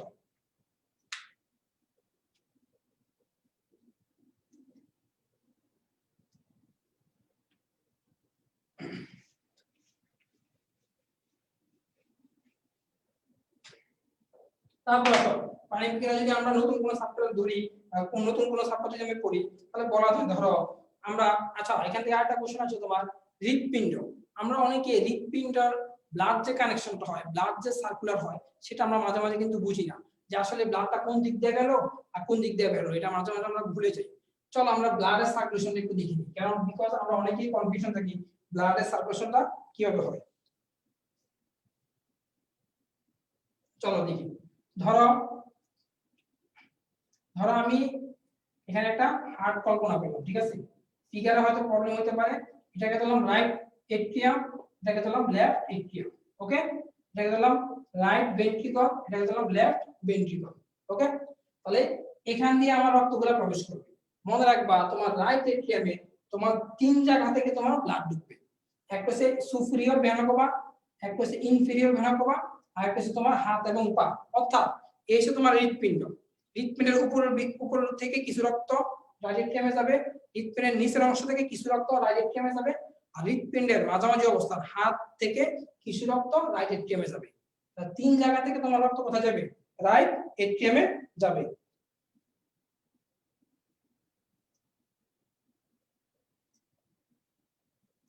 তিন জায়গাতে তোমার রাইট এট্রিয়ামে ব্লাড যাবে।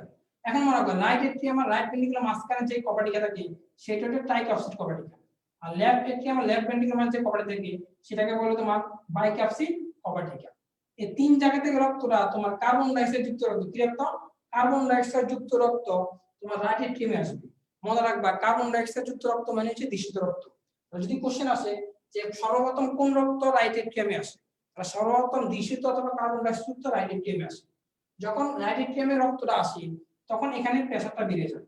এই প্রেসারটা যখন বেড়ে যায় তখন ট্রাইক্যাপসিড কপাটিকা কি হয়? খুলে যায়। আর ট্রাইক্যাপসিড কপাটিকা যখন খুলে যায় তখন রক্তটা চলে আসে রাইট ভেন্ট্রিকলে। রাইট ভেন্ট্রিকলে কোন রক্ত আসছে? কার্বন ডাইঅক্সাইড যুক্ত রক্ত।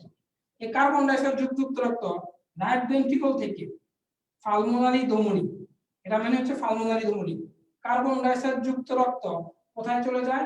ফুসফুসে চলে যায়। কোথায় চলে যায়? ফুসফুসে। তাহলে রাইট ভেন্ট্রিকল থেকে পালমোনারি ধমনীর মাধ্যমে কার্বন ডাইঅক্সাইড যুক্ত রক্ত কোথায় চলে যায়? ফুসফুসে চলে যায়। ফুসফুস থেকে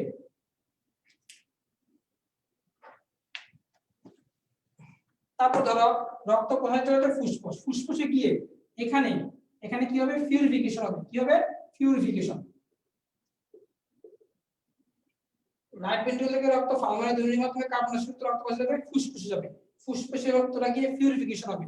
পিউরিফিকেশন হয়ে রক্তটা সেখানে কি হবে? কনভার্ট হয়ে অক্সিজেনে পরিণত হবে। রক্তটা কি কোথায় হবে?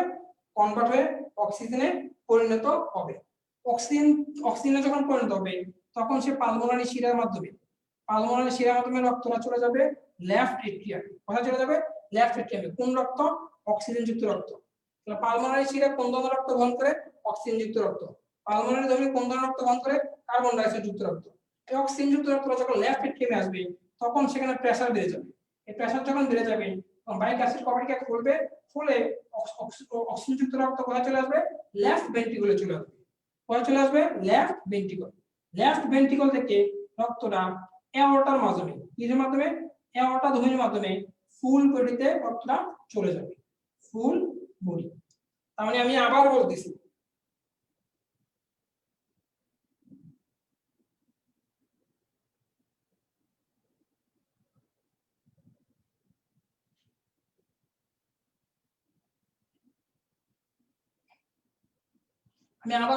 দেখো প্রথমে রক্তটা তিন জায়গা থেকে কার্বন ডাইঅক্সাইড রাইট এট্রিয়ামে আসবে।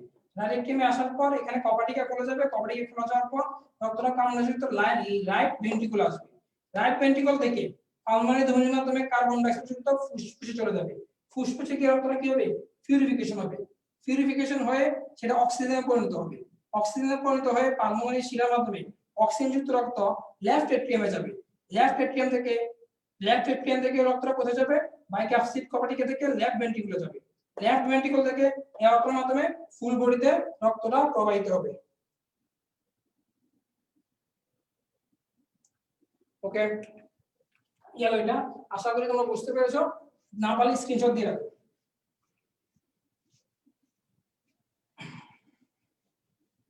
এনিওয়ে দেখো, এখন এই অঙ্ক প্রশ্নে প্রতিটা বইয়ের প্রতিটা টপিক কিন্তু পড়ানো পসিবল না। এখন ধরো প্রাণী বিজ্ঞানের আরো অনেকগুলো সাবজেক্ট আছে, জিন তত্ত্ব আছে, তোমার লাস্টের আরো প্রাণীর আচরণ নামে একটা অধ্যায় আছে, প্রাণীর পরিচিতি কিছু অধ্যায় আছে,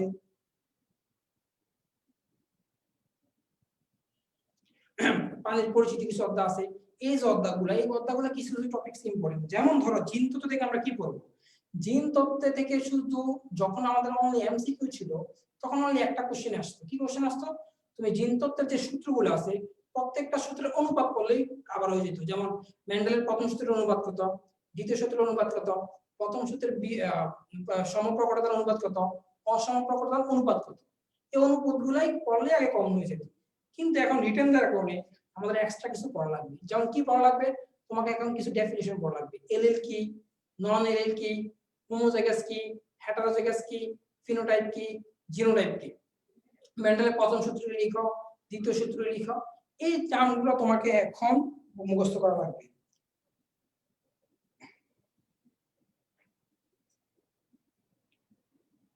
কি বলছি বুঝতে পারছো? এই টার্মগুলো তোমার এখন মুখস্থ করা লাগবে। কেন মুখস্থ হবে? কারণ তোমার রিটেনের জন্য কোশ্চেন আসবে। রিটেনের জন্য তোমার এই টার্মগুলো যদি মুখস্থ করো তাহলে মোটামুটি কভার হয়ে যাবে। তারপর ধরো তুমি যদি বোটানিতে যাও, বোটানি এবং কিছু কিছু চ্যাপ্টার আছে যেমন তোমার সেল কেমিস্ট্রি থেকে তোমার কোশ্চেন আসবে, তারপর অণুজীব থেকে কোশ্চেন আসবে, তোমার কোষ অধ্যায় থেকে তোমার কোশ্চেন আসবে, তারপর ধরো যে চ্যাপ্টারগুলো সবচেয়ে বেশি ইম্পর্টেন্ট, তারপর ধরো তোমার এখানে টিস্যু এবং টিস্যুতন্ত্র আছে, তারপর তোমার আছে নগ্নবীজ এবং আবৃতিবীজ উদ্ভিদ। এই যে কয়েকটা চ্যাপ্টারের নাম বললাম, এই চ্যাপ্টারগুলো হচ্ছে ভাইটাল ইম্পর্টেন্ট। এই চ্যাপ্টারগুলো যদি ভালোভাবে পড়ো মোটামুটি তোমার উদ্ভিদ বিজ্ঞান কিছুটা হলো কভার করা যাবে।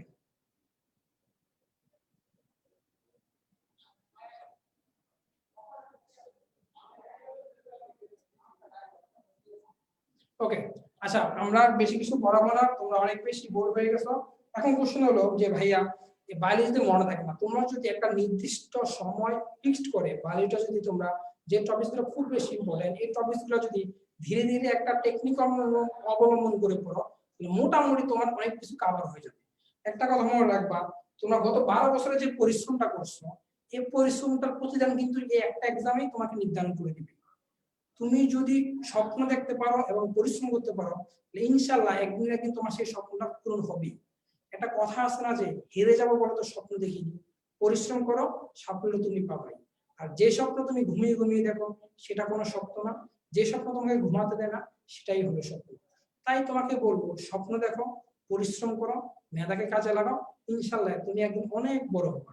তোমাদের কাছে একটাই রিকোয়েস্ট, এই যে এখন যে 2 মাস সময় আছে এই 2টা সময় যদি একটু রুটিন মেনটেন করে একটু গুছিয়ে একটু ভালোভাবে একটু পড়াশোনা করো, হয়তো তোমার এই 2টা বছর কত বছর এই 2টা মাসে তোমাকে নির্ধারণ করে দিবে তুমি কি ডাক্তার হবা, তুমি কি ইঞ্জিনিয়ার হবা, নাকি তুমি অন্য কিছু হবা।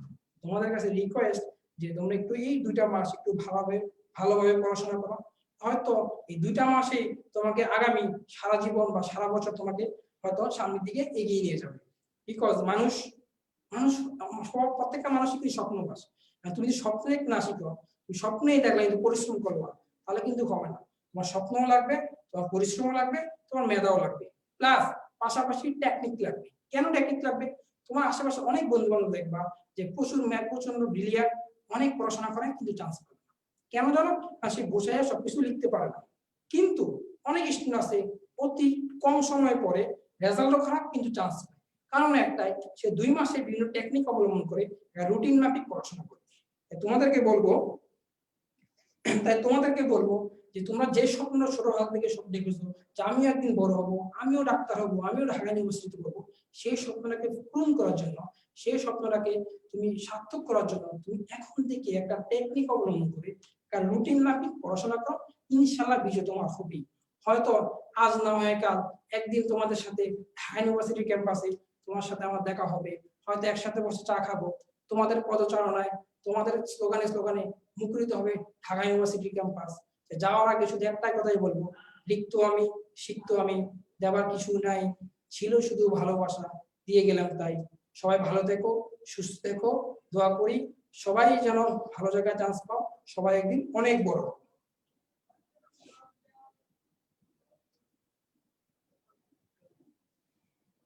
ওকে, ভালো থেকো, বাই।